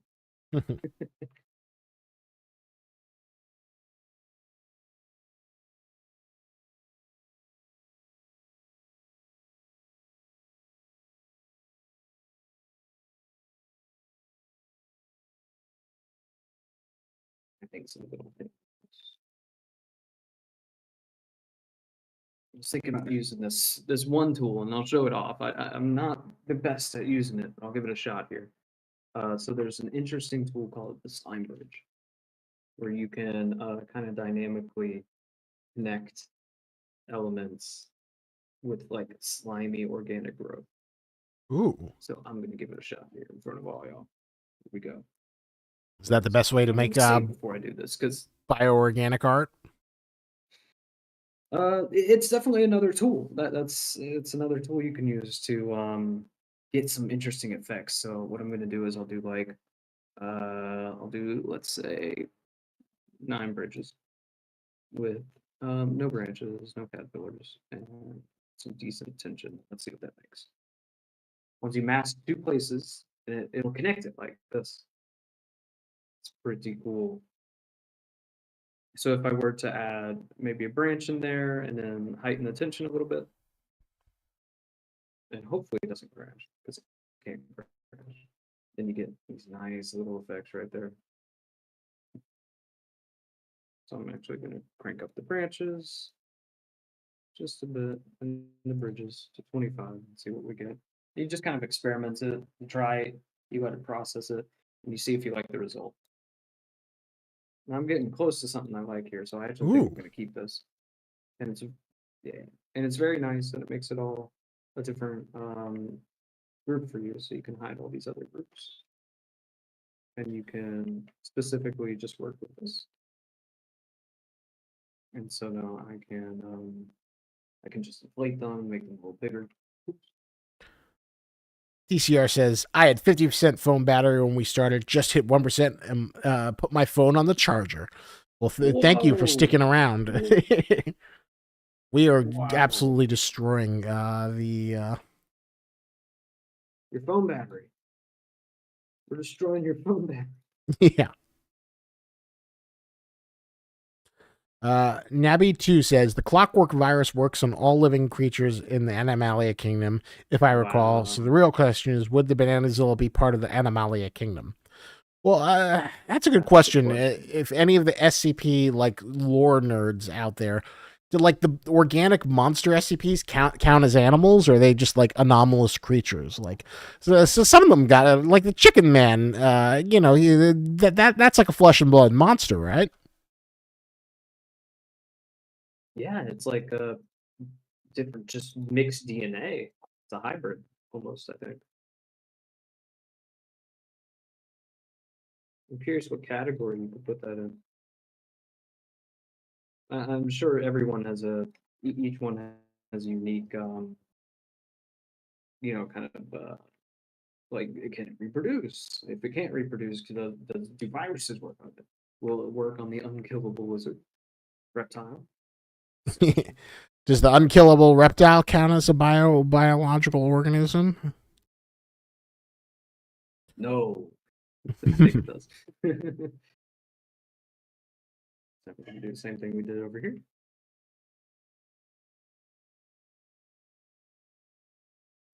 Save before we do it because I'm terrified it will crash. Is that a problem you run into? Does the ZBrush ever have an issue with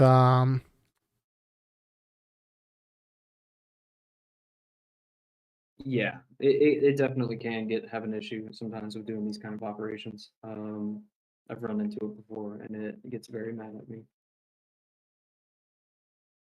Getting some really strange results here. Gotta be a bit more precise about what I want. And what about Blender? Does that have a little bit more stability? It just depends on what you're doing. If you're doing like a super complex thing, Blender usually hitches. It doesn't crash that often unless you're fiddling around with add-ons a bit too much and they conflict in some way. But what Blender really likes to do is it likes to hitch, which means it'll just lock up and it won't let you use it. Well, that sounds unfortunate. Hitches... Yeah, it can be. ZBrush can give you trouble sometimes, though, when you're doing big operations like remeshing a chip somehow.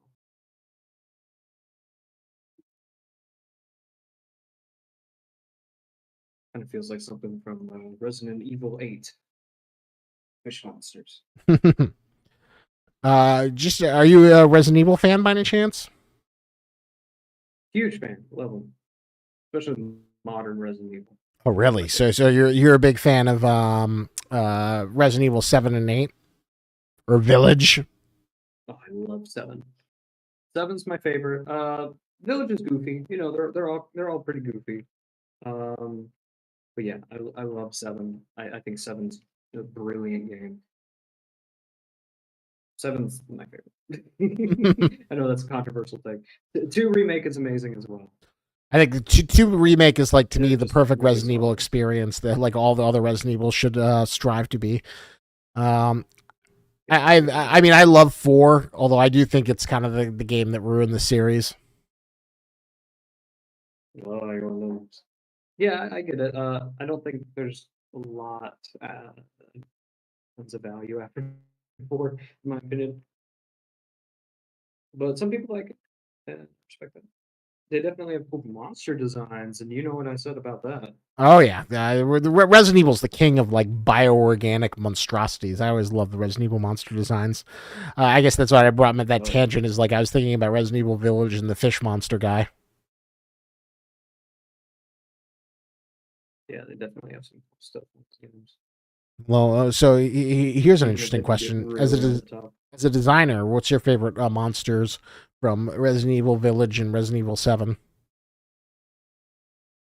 I really like the Frankenstein dudes. The body horror mechanical men, very similar to the Clockwork Virus, actually. Oh, the Frankenstein dudes. Yeah, I know what you're talking about. Like the metal guys that the electromagnetic guy kind of rule. I'm surprised. I think you're like. I really like those guys. Do you like the giant airplane guy you fight as a mini boss? Yeah, he's hilarious. There is concerns of plagiarism with that guy. I still really love a lot of the character art and the monster art that went into those guys. Really impressive stuff from their team. Their team is top notch. Yeah, they do a great job of like just even in the games I don't like, they're still like monsters I like. I always love a good Resident Evil multi-transforming boss. Oh yeah.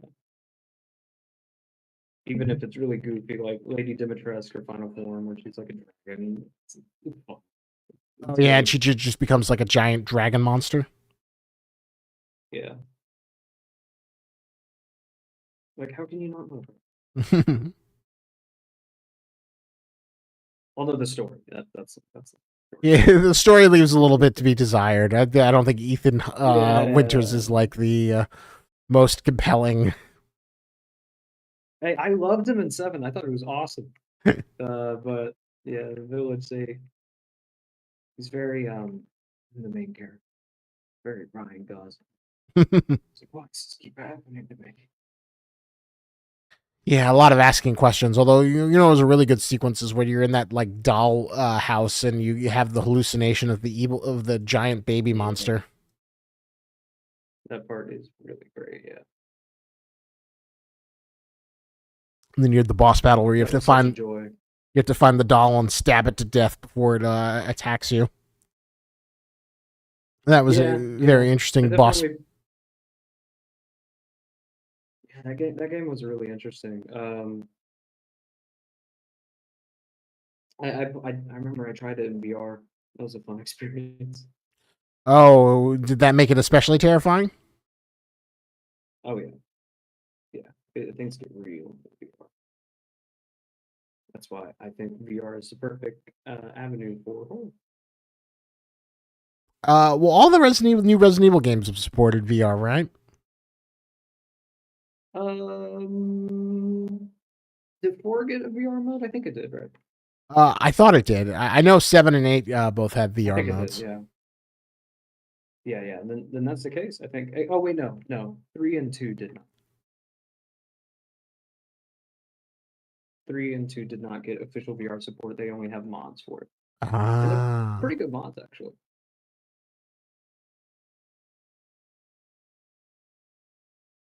it's a shame that we never got a good Resident Evil movie or TV show. We always get either like the terrible live action ones or those weird CGI ones where they just feel like a really long video game cutscene. I that one, Welcome to Raccoon City, was such a funny movie. Uh, I adore even the TV show had its moments. The Netflix TV show, which was pretty well known for being awful. I still like Lance Reddick in it a lot. Lance Reddick, may he rest in peace, was fantastic. you He was enjoyed such his a funny. turn as Wesker? Yeah. But he was just so funny. He brings all of his roles to life, I think.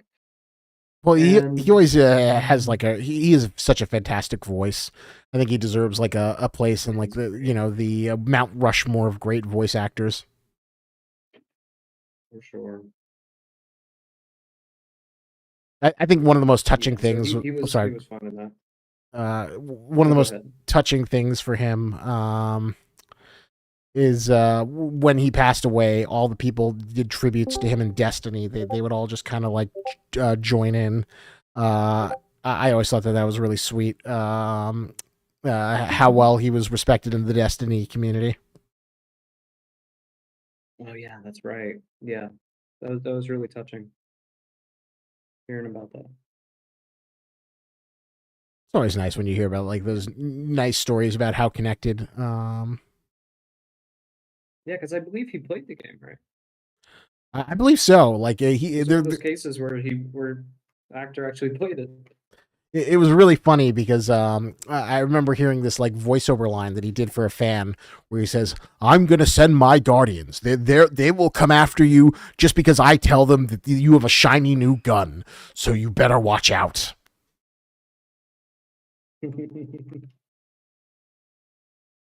Yeah, his stuff was always great, and he's just so good at giving good performance. Yeah, he was. It's a shame that he unfortunately passed away. Yeah, it's really sad. He was so young too. Okay, I think what he. am I missing? What am I missing? Oh yes, we are at like 5 o'clock. So I guess not that Yeah, there's yeah, any we're gonna be arbitrary. wrapping it up.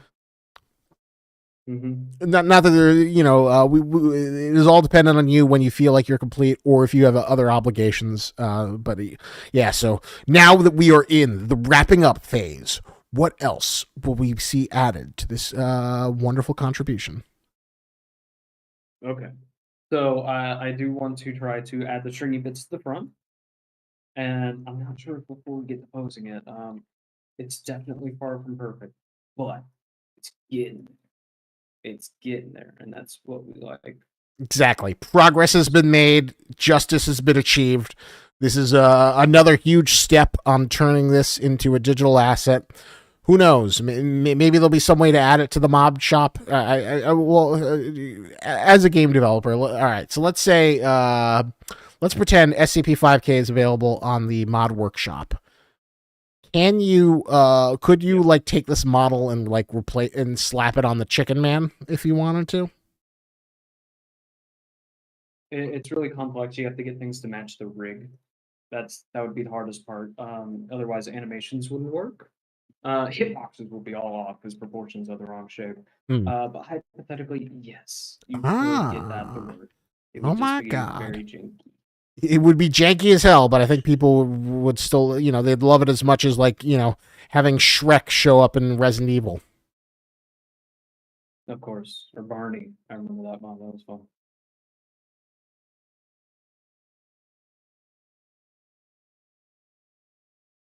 So I'm getting pretty aggressive here. I am remeshing this a lot because I want to get cleaner forms on some of these details, such as these stringy bits here. You can see that after they're kind of meshed together a little bit, they look a Ooh. little bit more like they're part of the mesh. Just keep remeshing it. I think we're to a good point there. They're kind of stringy, but they kind of mix in. Now, if I had time, what I'd do is I'd blend the bottom of these a little more, so it kind of blends into the mesh.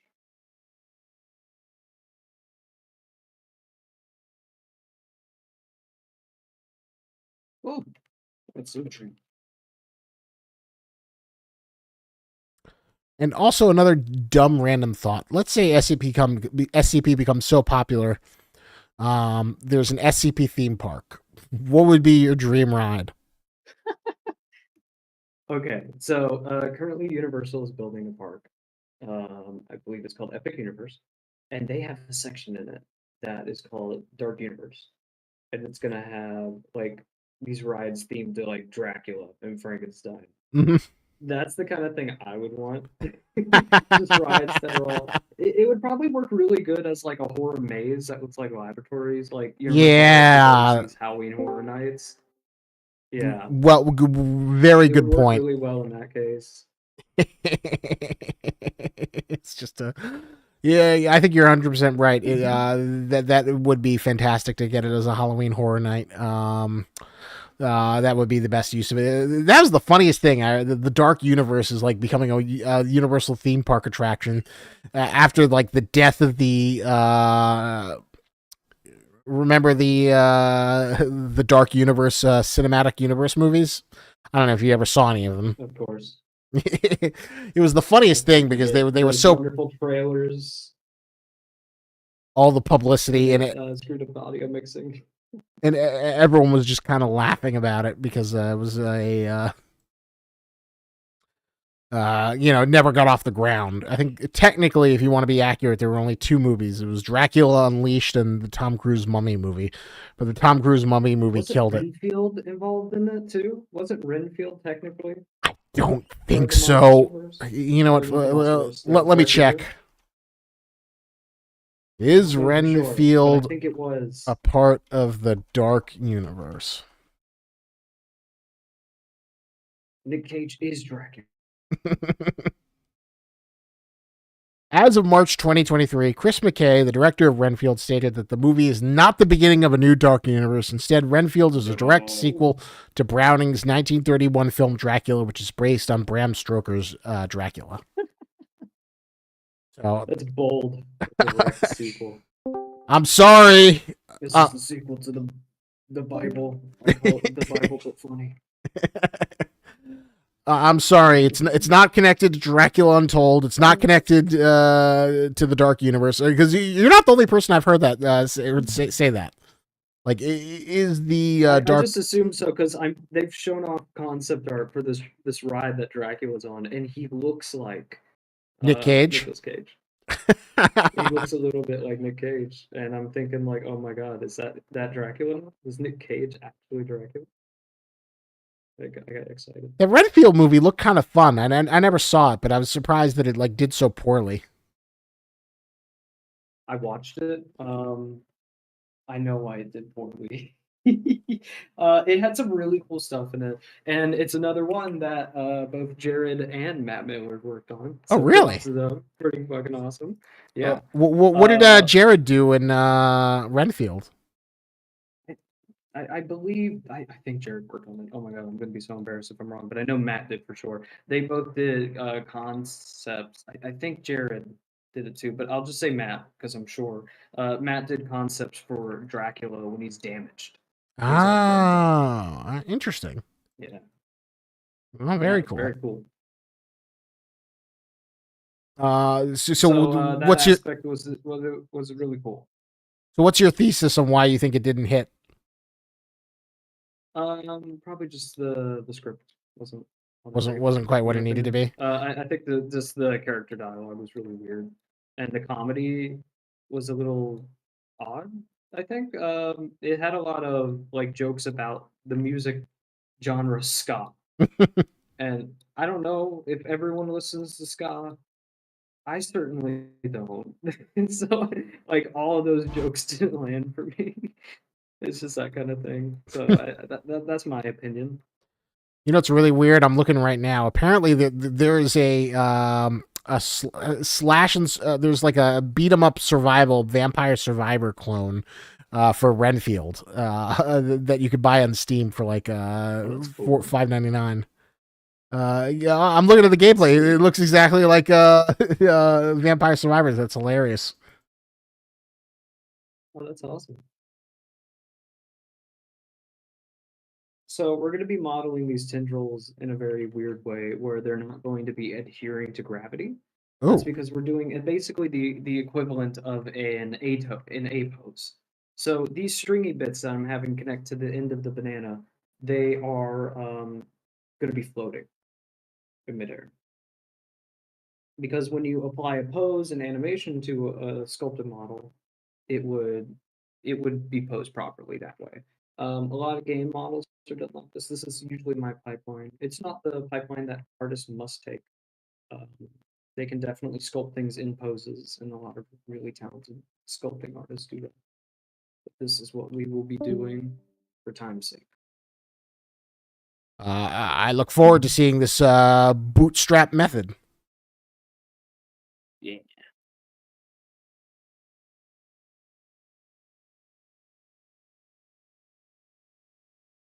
it's very emo.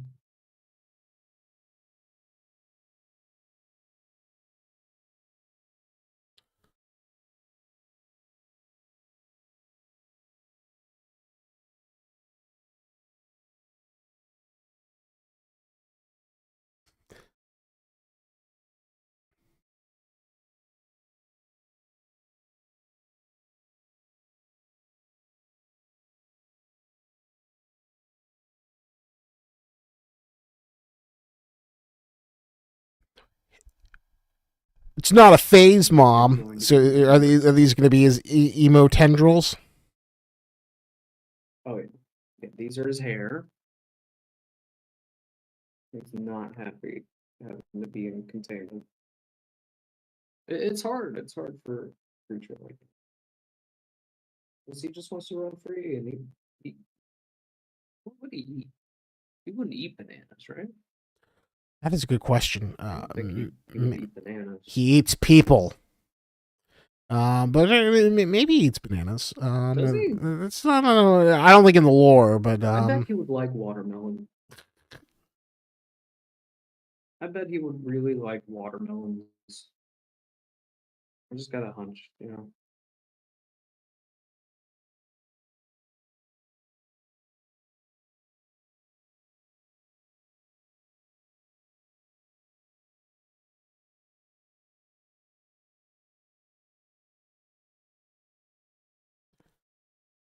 um, Andre, the mad Russian, says, "Question again: will problems with weapons be added to the game?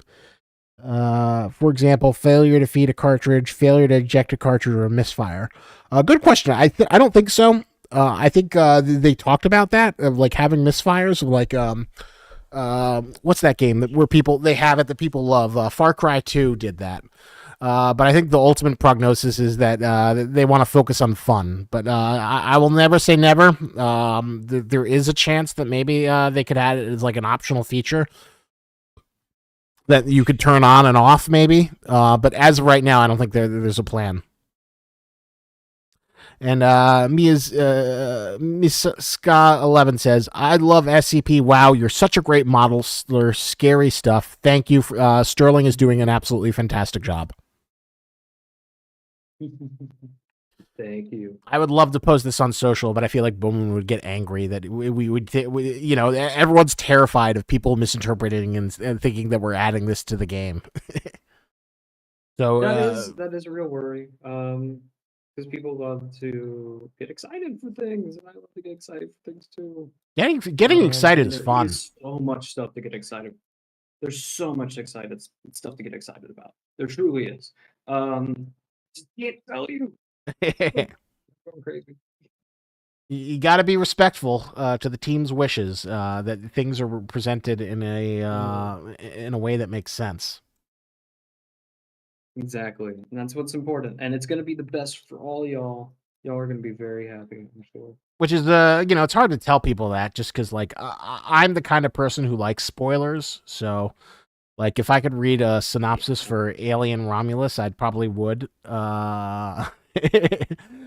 Um, but that's just me, and I know that's like not considered to be the best form of rollout for new content. So I have to respect the wishes. I don't run a fray. I am just merely the mouthpiece. I am the mouthpiece of Sauron. I come out at the gates of social media. Come, listen to what I have to say. But I am not Sauron itself. I can't make those kind of decisions. Of course, of course. Yes. Hold on. Um, yeah, I'm the same. When it comes to video games, I'm okay personally when it comes to some spoilers because it's hard to spoil an entire video game unless you're strictly talking about the plot. But when it comes to a movie, like the movie is the plot. So it's way more spoilery to hear spoilers of a movie, if that makes any sense, than it is to hear spoilers of a game, in my opinion. Although launch trailers, I want to have a talk about launch trailers. Uh-oh. You got some Who strong thinks words? it's a good idea to spoil the final bosses of games in the launch trailer? I'm looking at you, Doom Eternal. I got so upset because they spoiled that game with the launch trailer. Did they show off the So icon now and I sin in never the look at final it. one? They teased him in like the original trailer in a great way, but then in the final trailer, they just straight up show him. They show like the final fight. I'm like, why would you do that? It made me so sad.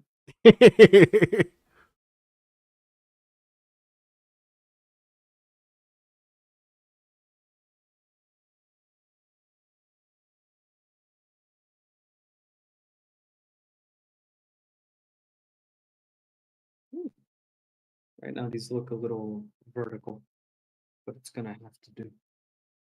So we're getting really close to painting this guy. So he has a funny mouth because he's an A pose, but it's kind of aggressive looking, isn't it? He looks kind of It's almost happy. like their teeth. He does look happy, you're right. He looks like he's ready for some head pats.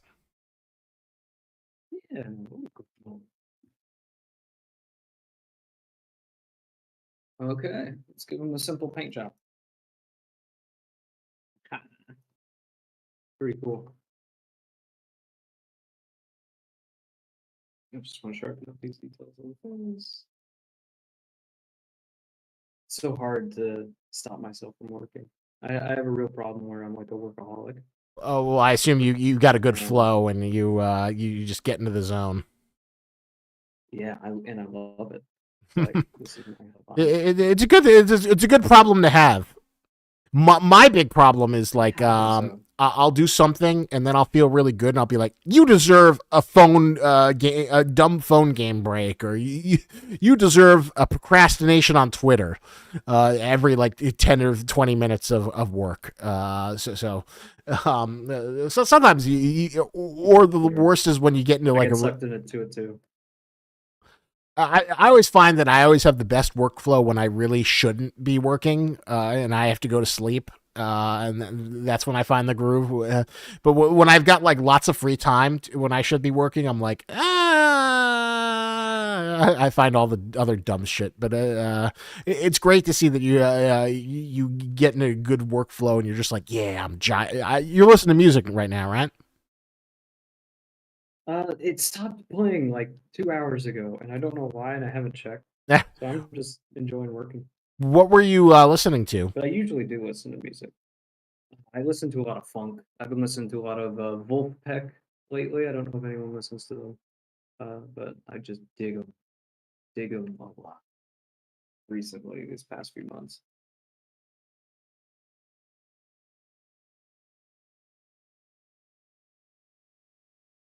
We got some Bananazilla lore.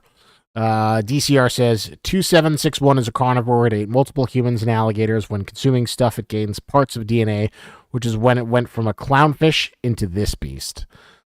Okay, so Clownfish? I'm not quite sure how it started as a clown. Oh my god, why didn't I read the article before doing this? It's just crazy. It was out of all things to become a banana, I would not expect a clownfish. I'm not quite sure how it went there, but it sounds like an amazing. Hey, I'm happy for it. That's quite the glow up from clownfish to Bananazilla. That's what puberty will do to you. Puberty is a strange beast, right? Yeah. I mean, oh, what's it? It was perfectly normal.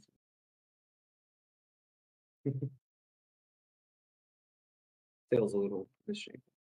You know, that's okay. And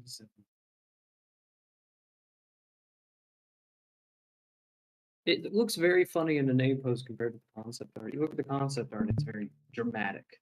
Kyle is really good with this pose.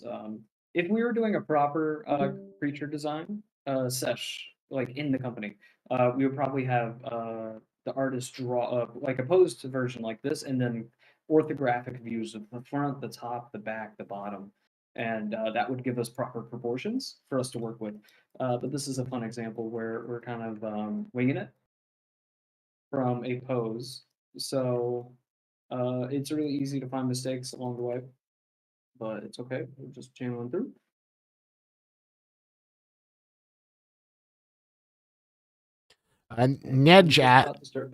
Nedge asks, have you been working on upcoming SCPs? I have. I can confirm. Ooh, so there you go. Secret SCPs. We gotta still keep that on the down low.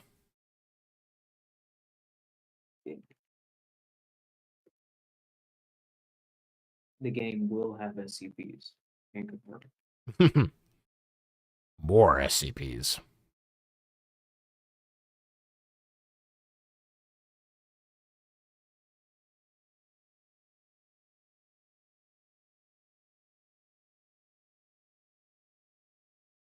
Vicious cycle of adding more detail.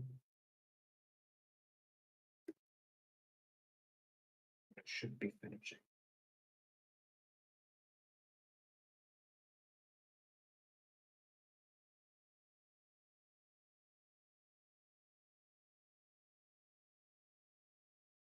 Okay, we're gonna paint it. Here we go. It's got this really nice gradient from kind of the rotten green here to being bright and yellow at the top. Ooh, try to achieve that here. I'm looking forward to seeing what the color looks. Nice. So is it just like kind of like applying different shapes? Yeah. So this is something that I don't always do. A lot of times for the pipeline, it's not necessary. But for the case of having a nice little showcase, I'm going to give it a shot. It works best if you have an external renderer, but right now I don't have a license for one, so I will not be doing that. But, and I think it'll be nice to sell the kind of banana look by giving this guy the banana color. So for our cases, I'll be doing.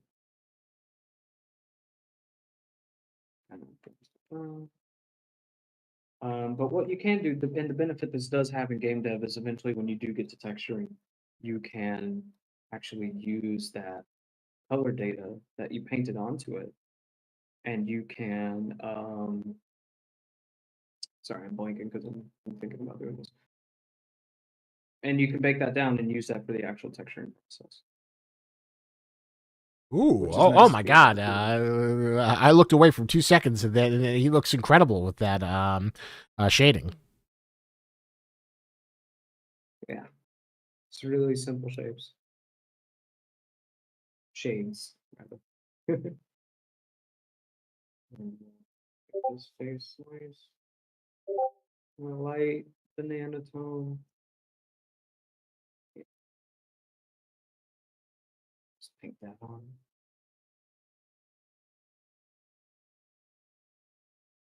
So would you say like coloring is kind of? I've heard some people think that coloring's kind of the faster and easier part of the process. It can be. It definitely can be. When it comes to texturing, because when you're coloring, it's kind of easy. You're just dealing with diffuse, which is what we call just the base color. But there are other things to keep in mind, like the when you're doing the final game, because you're working with a PBR workflow, which if you don't know what that is, it's physically based rendering, Mhm. which means we have metal things actually shine like metal, and we have subsurface on organic matter. So if you shine a light to it, it'll shine through. And we have a lot of elements like that. And so all of those need to be accounted for, like how shiny it is in certain places and how bumpy it is in other places. So there's a lot of stuff like that to keep in mind. And so that process takes a lot longer. But just painting on a base color can sometimes be pretty quick.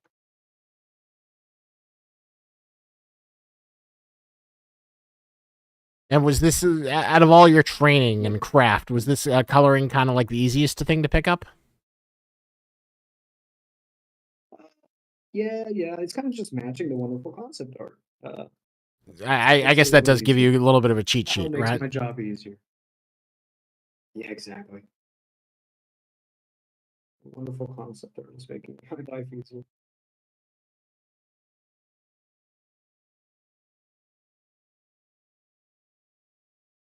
You can see it's already coming together. Yeah.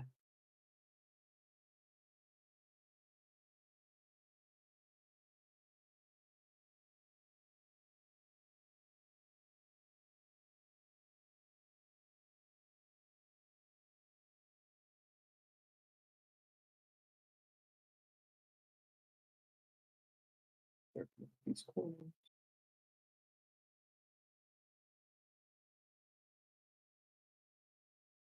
Mm,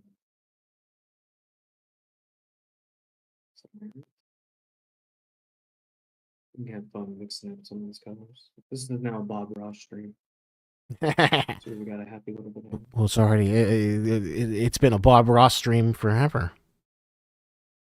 DCR says, Sterling, can you give us an extremely vague hint about the new SCP you're working on?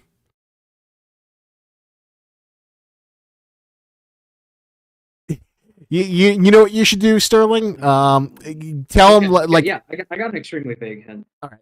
Yeah, I got one. It's on the wiki. Yeah, Well said. I was going to suggest you should tell it's like between like 1 and 2,000 or something like that, but yeah, I think that hit. that was pretty good. That was pretty good. You gotta make them work for it. Yeah, exactly. So you got 8,000 entries. Whatchamacallit, go have at it. Yeah, I mean it might be there. It might be there if you look. Just pick one.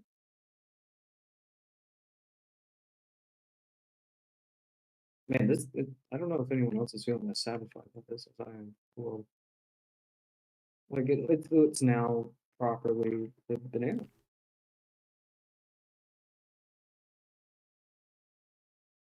I just realized it gets dark at the edges. Like these peels here.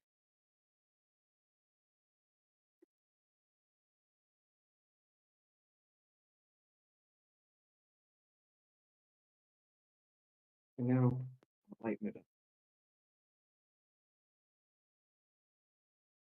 just a little.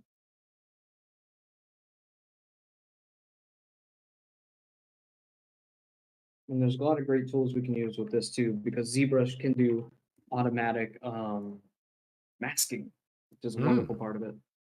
So we will get to that soon where we can max the cavity and then paint in only the cavities. So this is a fun process that I actually used for when I was making our gore system. Or not, I wasn't making the system, but when I was making the gore assets. is I was using a lot of masking and painting onto them before I went into the texturing software, which is Substance Painter, and I actually textured these wonderful beasts.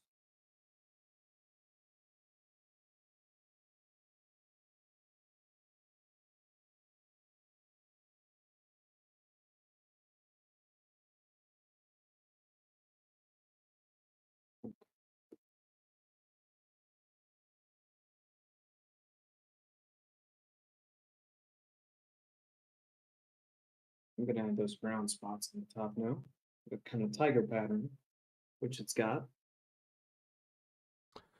Uh, I love it. Nabby2 asks a very lore-centered question of, is there a rough point in the 5,000 story the game takes place? Like, what events do we have occurred before Area 12 raid? We know from the recent trailer that Ganzir still stands, but is this universe the same as the SCP story, or like the Foundation learning and rebooting? That's a good question, and I wish Bowman or Trey were here to answer that. I'd imagine it's still very Yeah, it's not a early. question for me. I'm sorry. It seems like it's very early in the timeline because the Omnicide hasn't quite started at the beginning of Area 12, from my understanding. I think Area 12 is like just about as things, shit's hitting the fan. But I'd say stay tuned for the next Trey or Bowman stream, and then you can ask them. So that's why you got to follow all our social medias, and you got to respond to every post so you can make sure your engagement's up so you don't miss it when the day comes. Oh, he is looking like a very nice boy. I love the banana spots. I know, right? They're kind of soft, but going across.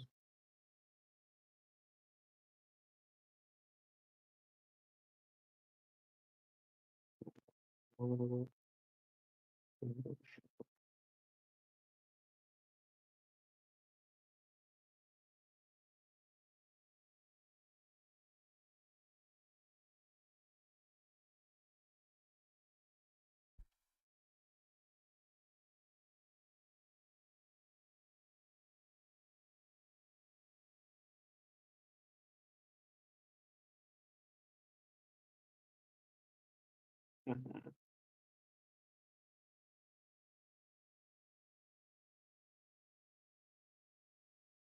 think it's got one more.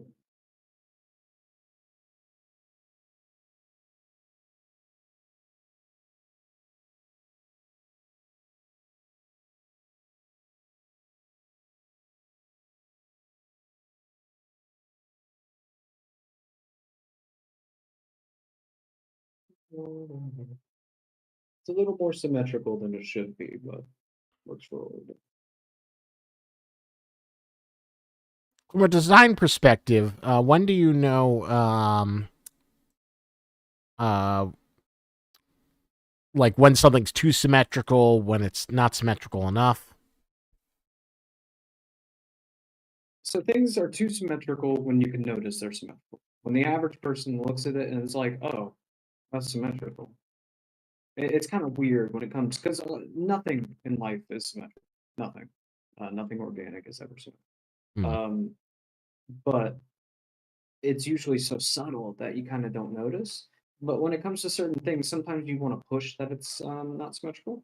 So things like, let's say you got a body horror creature and its pectorals are perfectly symmetrical. It looks a little weird. It looks kind of like it's a toy, like a fake. Ah, Not to bash any toy manufacturers, but things like hands and arms, you can usually get away with having the primary and secondary shapes be symmetrical, but then the tertiary shapes, which is levels of detail broken down into thirds, where primary are your biggest shapes, secondary is smaller, and tertiary is like skin pore detail and wrinkles. So there are points where you can just have one of those elements be asymmetrical and the other one be symmetrical.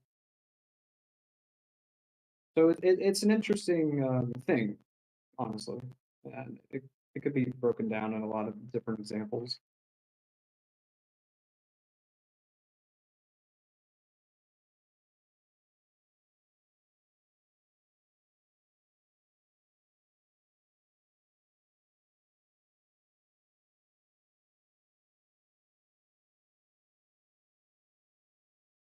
Bananas.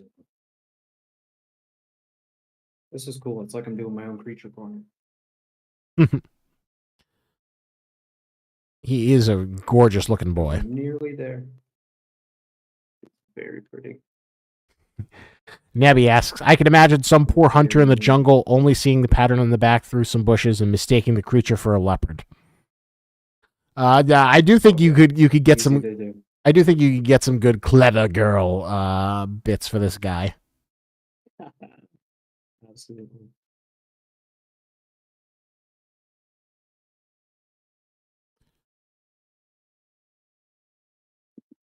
Even though we didn't fully, clean up all these details, I think it's really nice.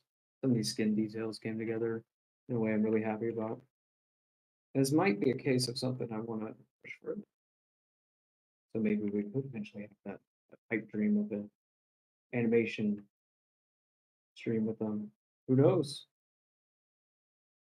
Maybe if I'll ask for it, gotta really want it. I'm sure something could be arranged. Isn't that right, Isaac? Mm-hmm. Of course, I would absolutely love to do a potential follow-up stream, assuming we can find the time for it. So just out of curiosity, what do you think the next phase for this bad boy is? Next phase would definitely be just refining the sculpt more. So doing things like this is, I would say, is the majority of the secondary forms. I'd want to break up the symmetry a little bit. So I'd want to do that and then clean up areas like this and then start doing more proper skin details. Mm. So it just would need, the whole thing would need another polish pass. But past that, it would be moving it on to the retopology stage, which is, I mean, some people like it. I think it's pretty boring. I'm good at it, which is good. And I can get into a groove, but it's one of those things that can take multiple full work days to get done. Ah. A creature like this gets complicated when you get to these kind of smaller details. But not impossible, not impossible. And then past that, then you can, at that point, you just have to break it up into the UVs, which is what you have to do to texture it. And once you have that, you can actually give it off to an animator at that. So at that point, You it's can go got on enough juice to actually pass along. Yeah, yeah. It's got enough juice, and the animators can work with it, and it can be beautiful. A beautiful monster. I think they're beautiful. A lot of people probably would say they're hideous, they're ugly. I think they're all beautiful in their own special little ways. Not, of course, objectively, but subjectively. There is beauty in the craftsmanship. And when I see a monster that's about to eat my face off, that's always the first thing I think of. Great craftsmanship. Any favorite monsters recently in games or movies that you really liked? Okay, I really liked Jordan Peele's Nope. Oh yeah, many times. That is a great monster. I'm outspoken. I'm outspoken, but so some people who I know don't like that movie as much as me, clearly, but I'm obsessed. I think it was a brilliant film, and I love the design for Jean Jacket. Well, super cool. I always thought that was like such a smart twist where to have it the jean jacket monster actually you think it's an alien spaceship, but it's actually a creature. Yeah. It was brilliant. So in truth, you're not seeing an alien invasion movie. You're seeing Jaws in the sky. Yeah. I love it. Love it. Yeah, that was a brilliant little twist. Yeah, I really. I'm close to an end on this. I just got to do 2 more things.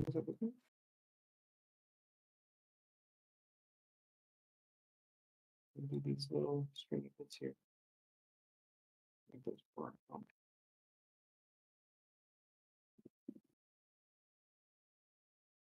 Matching colors. One thing I do wish ZBrush had was like a color matcher. Oh, Not have isn't that like a basic feature in like most art programs? I'm surprised they don't have that. I know. What's up with that? I think they should. Isn't that like standard in like all Photoshop and art design? I can't believe they don't have a color matcher. Maybe I'm just dumb. Maybe they do have it. It's very possible that they maybe do have it, and I don't know where it is. Gotta get Jared on the phone. Have him show you where the hidden feature is, because yeah, there are a lot of intimidating looking menus there. Yeah, it's a lot of UI, and this is I have edited this UI to have these buttons here and all of these down here because that's specifically what I use the most. So I don't have to always dig through these just tons of menus. Because you could be stuck there for hours. And that's the hardest part about learning it, honestly. That is the most intimidating Is element just of it. how many different like UI elements there can be. Exactly. And you're like, where to find all the functionality? So we're gonna use this masking thing I was hyping up earlier. So you can mask by AO, you can mask by cavity. Really cool. So as you can see there, I clicked that and it masked by the dark things. And now I can make those, let's say, this hot red. And change it, and oh, it did not do what I wanted it to. I'm gonna mask by AO, and it's baked into AO. So figure out the font. It might crash. Please don't crash.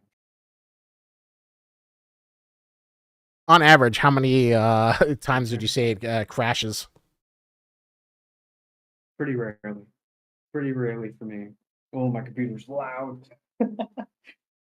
It crashes pretty rarely for me. It'll hitch sometimes, like right now, when I'm doing something that I maybe shouldn't have done. Give it a minute. And worst case scenario, I'll have to restart the software, but hopefully not. And we should be wrapped up within a few minutes. I know we're going on a little longer than I thought we would. I do apologize for that. Oh no concern. When you're in an artistic flow, I'm not going to stop you. No, it's not responding. Should we wait? What do you say? I did save, so I just have to reopen it. Well, all right. So then you know what? Close it if you. There it goes. It's here. I hate that. I hate that thing like the devil. I think that thing is terrifying. Oh, it's the worst, right? But hey, it worked so well. Look at that nice gradient. Yeah, let's go. Professor Plum asks, "Hey Sterling, what initially got you interested into 3D modeling animation?" Well, first of all, it's wonderful people with the name Professor Plum. That's just wonderful. I want to model a professor that is a plum. And secondly, it was Half-Life Alyx. I originally loved doing animation a long time ago because I was in certain game fandoms and I loved Source Filmmaker and things like that. But eventually, I tried out doing modeling and making like fan art of other games like Deltarune and all these other games. And then I couldn't really find my passion, my calling for it until I started doing modeling for Half-Life Alyx.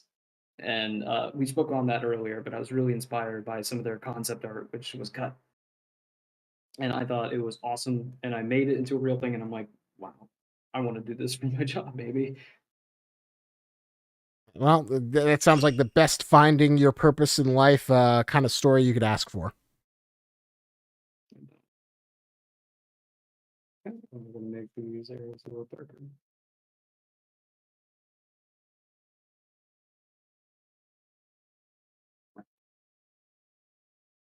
Too dark. Get a dark orange.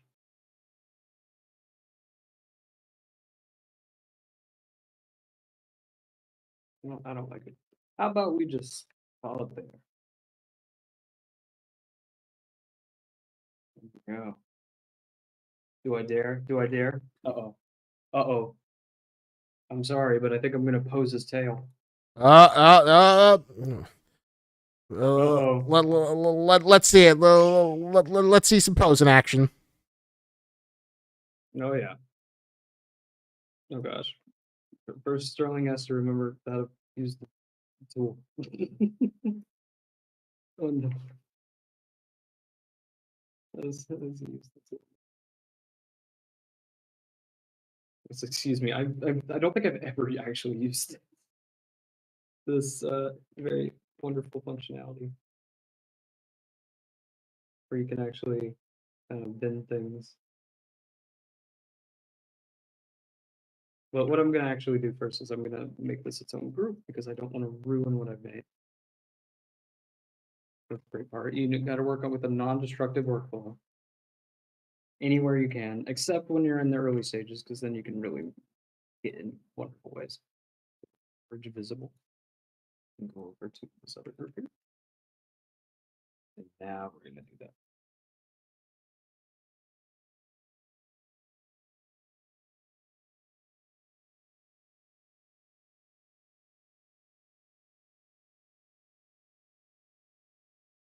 So how do I you won't be pose able to get that? to fully pose. Um, so this is the fun part. This is like mixing action figures, right? Yeah, yeah. I'm doing a really simplified thing here, and it's working better than it should, honestly. But yeah, truly. I'm not going to be posing the legs in a super crazy way or the hair in such a great way that Kyle did. I'm just going to try to replicate its pose that he's got for it. Because as you can see there, it's kind of deforming the legs Hmm. in a gross way. So I'm actually going to take some precautions to avoid that happening by masking these legs.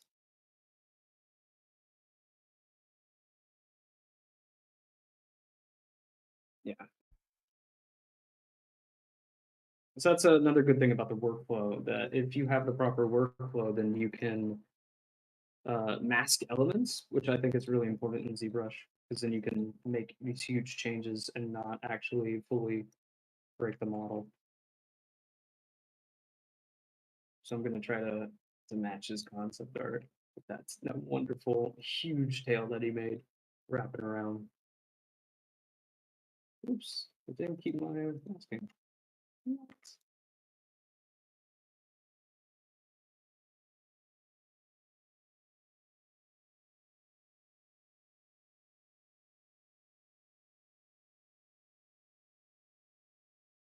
There we go.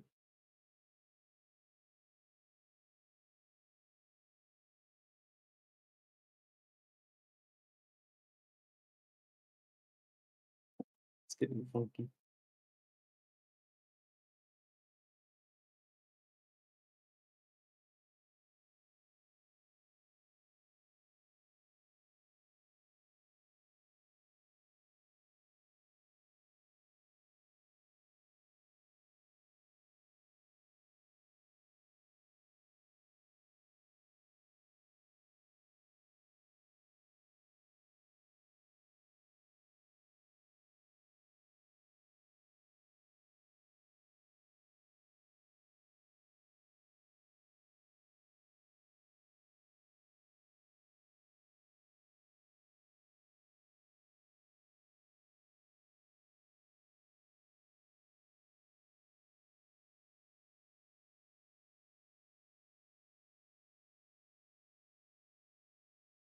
Hi there, I see your question, DCR. I don't think I can answer it. I'm so sorry. I missed that question. It was just posted in the Discord.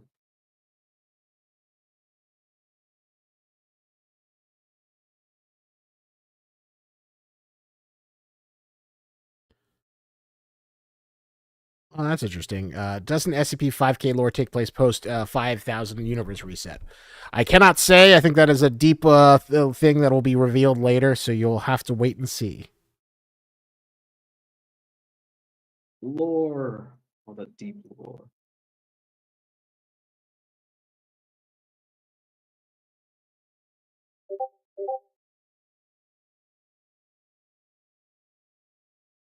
Good question. All right. So the next devlog, maybe in the next few weeks, we'll be getting a more in-depth devlog. I know that there's like a bunch of assets that are being prepped. I think a lot of stuff you'll be really excited to see for the next patch. So look forward to it when it comes out. But we've had some meetings for it. I can't give you a good date, but when it's ready, it will go out, and probably sooner than you think. Yeah. It'll be ready when it's ready. Ready when it's ready. As much as I would And love to, like, we are always working.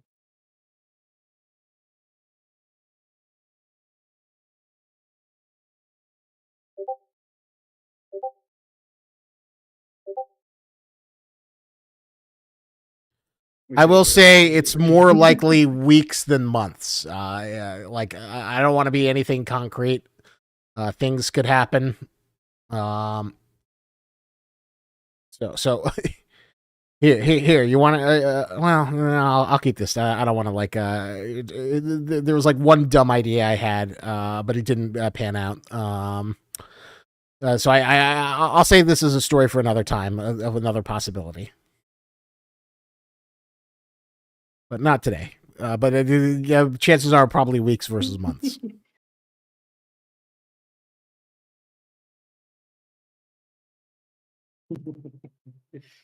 I'm a child.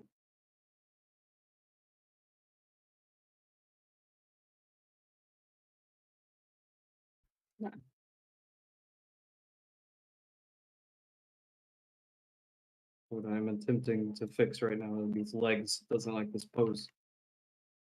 We're just gonna take them back to square Oh one God, here. they're so warped. They're very broken. What I honestly should have done is I should have made it a gradient. Let's give this a shot.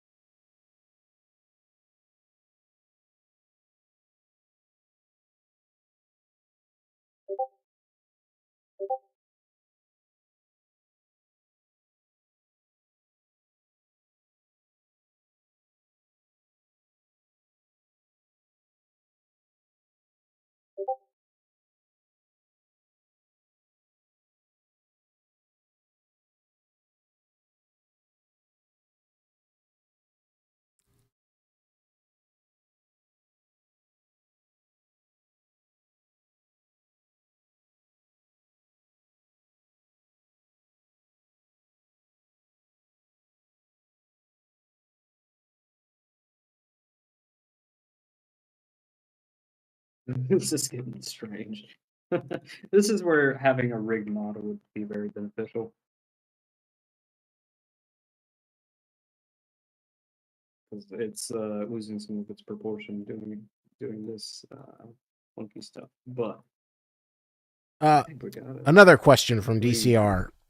Have you used these streams to have workers work on things that you say are just for entertainment so you can surprise the community in the next update?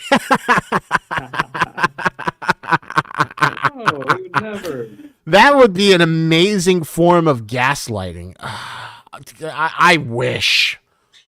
I wish I could do that. But like,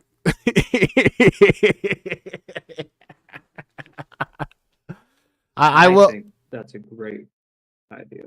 Yeah, I think that's a fantastic idea. I mean, if we incept Bananazilla just by proxy of like using these like stream work times to like get it in the game, I think that would be amazing. The fact that like Sterling has put this beautiful model together in like under like 3 hours, well, a little bit more than 3 hours.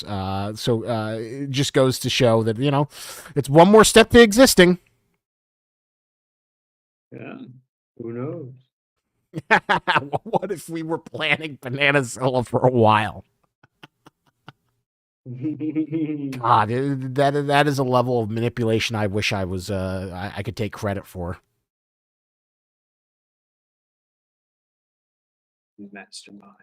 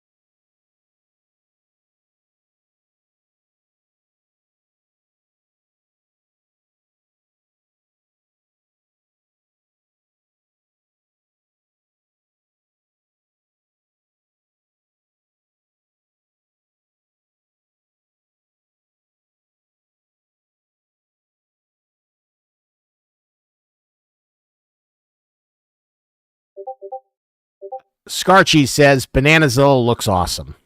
Thank you. Thank you. Thank you. And I think we're pretty much done with them here. At least how far we're going to take this tonight. Fantastic. Oh my Closing in for- God. He looks gorgeous. I think you've done an amazing job, and it's amazing to think that, like, just a few hours ago, he was just like a ball. Yeah, he was a ball. That's the beauty of 3D sculpting. They always just start as a ball. I love it.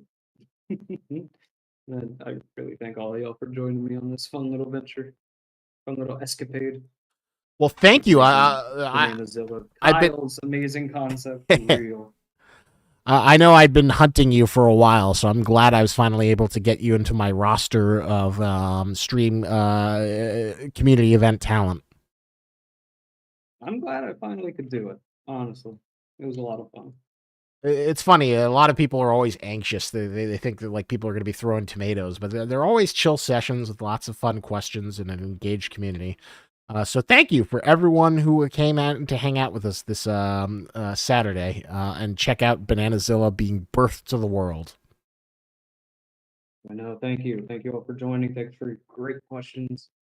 It was really a treat. All right.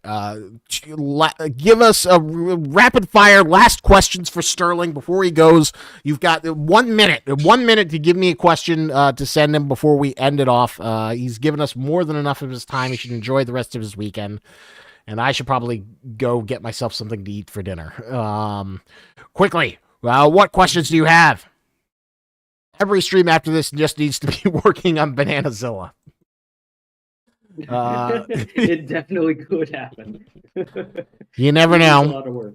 I do love the fact that it's like little by little being built. Any other last questions? DCR seems like he's typing furiously. How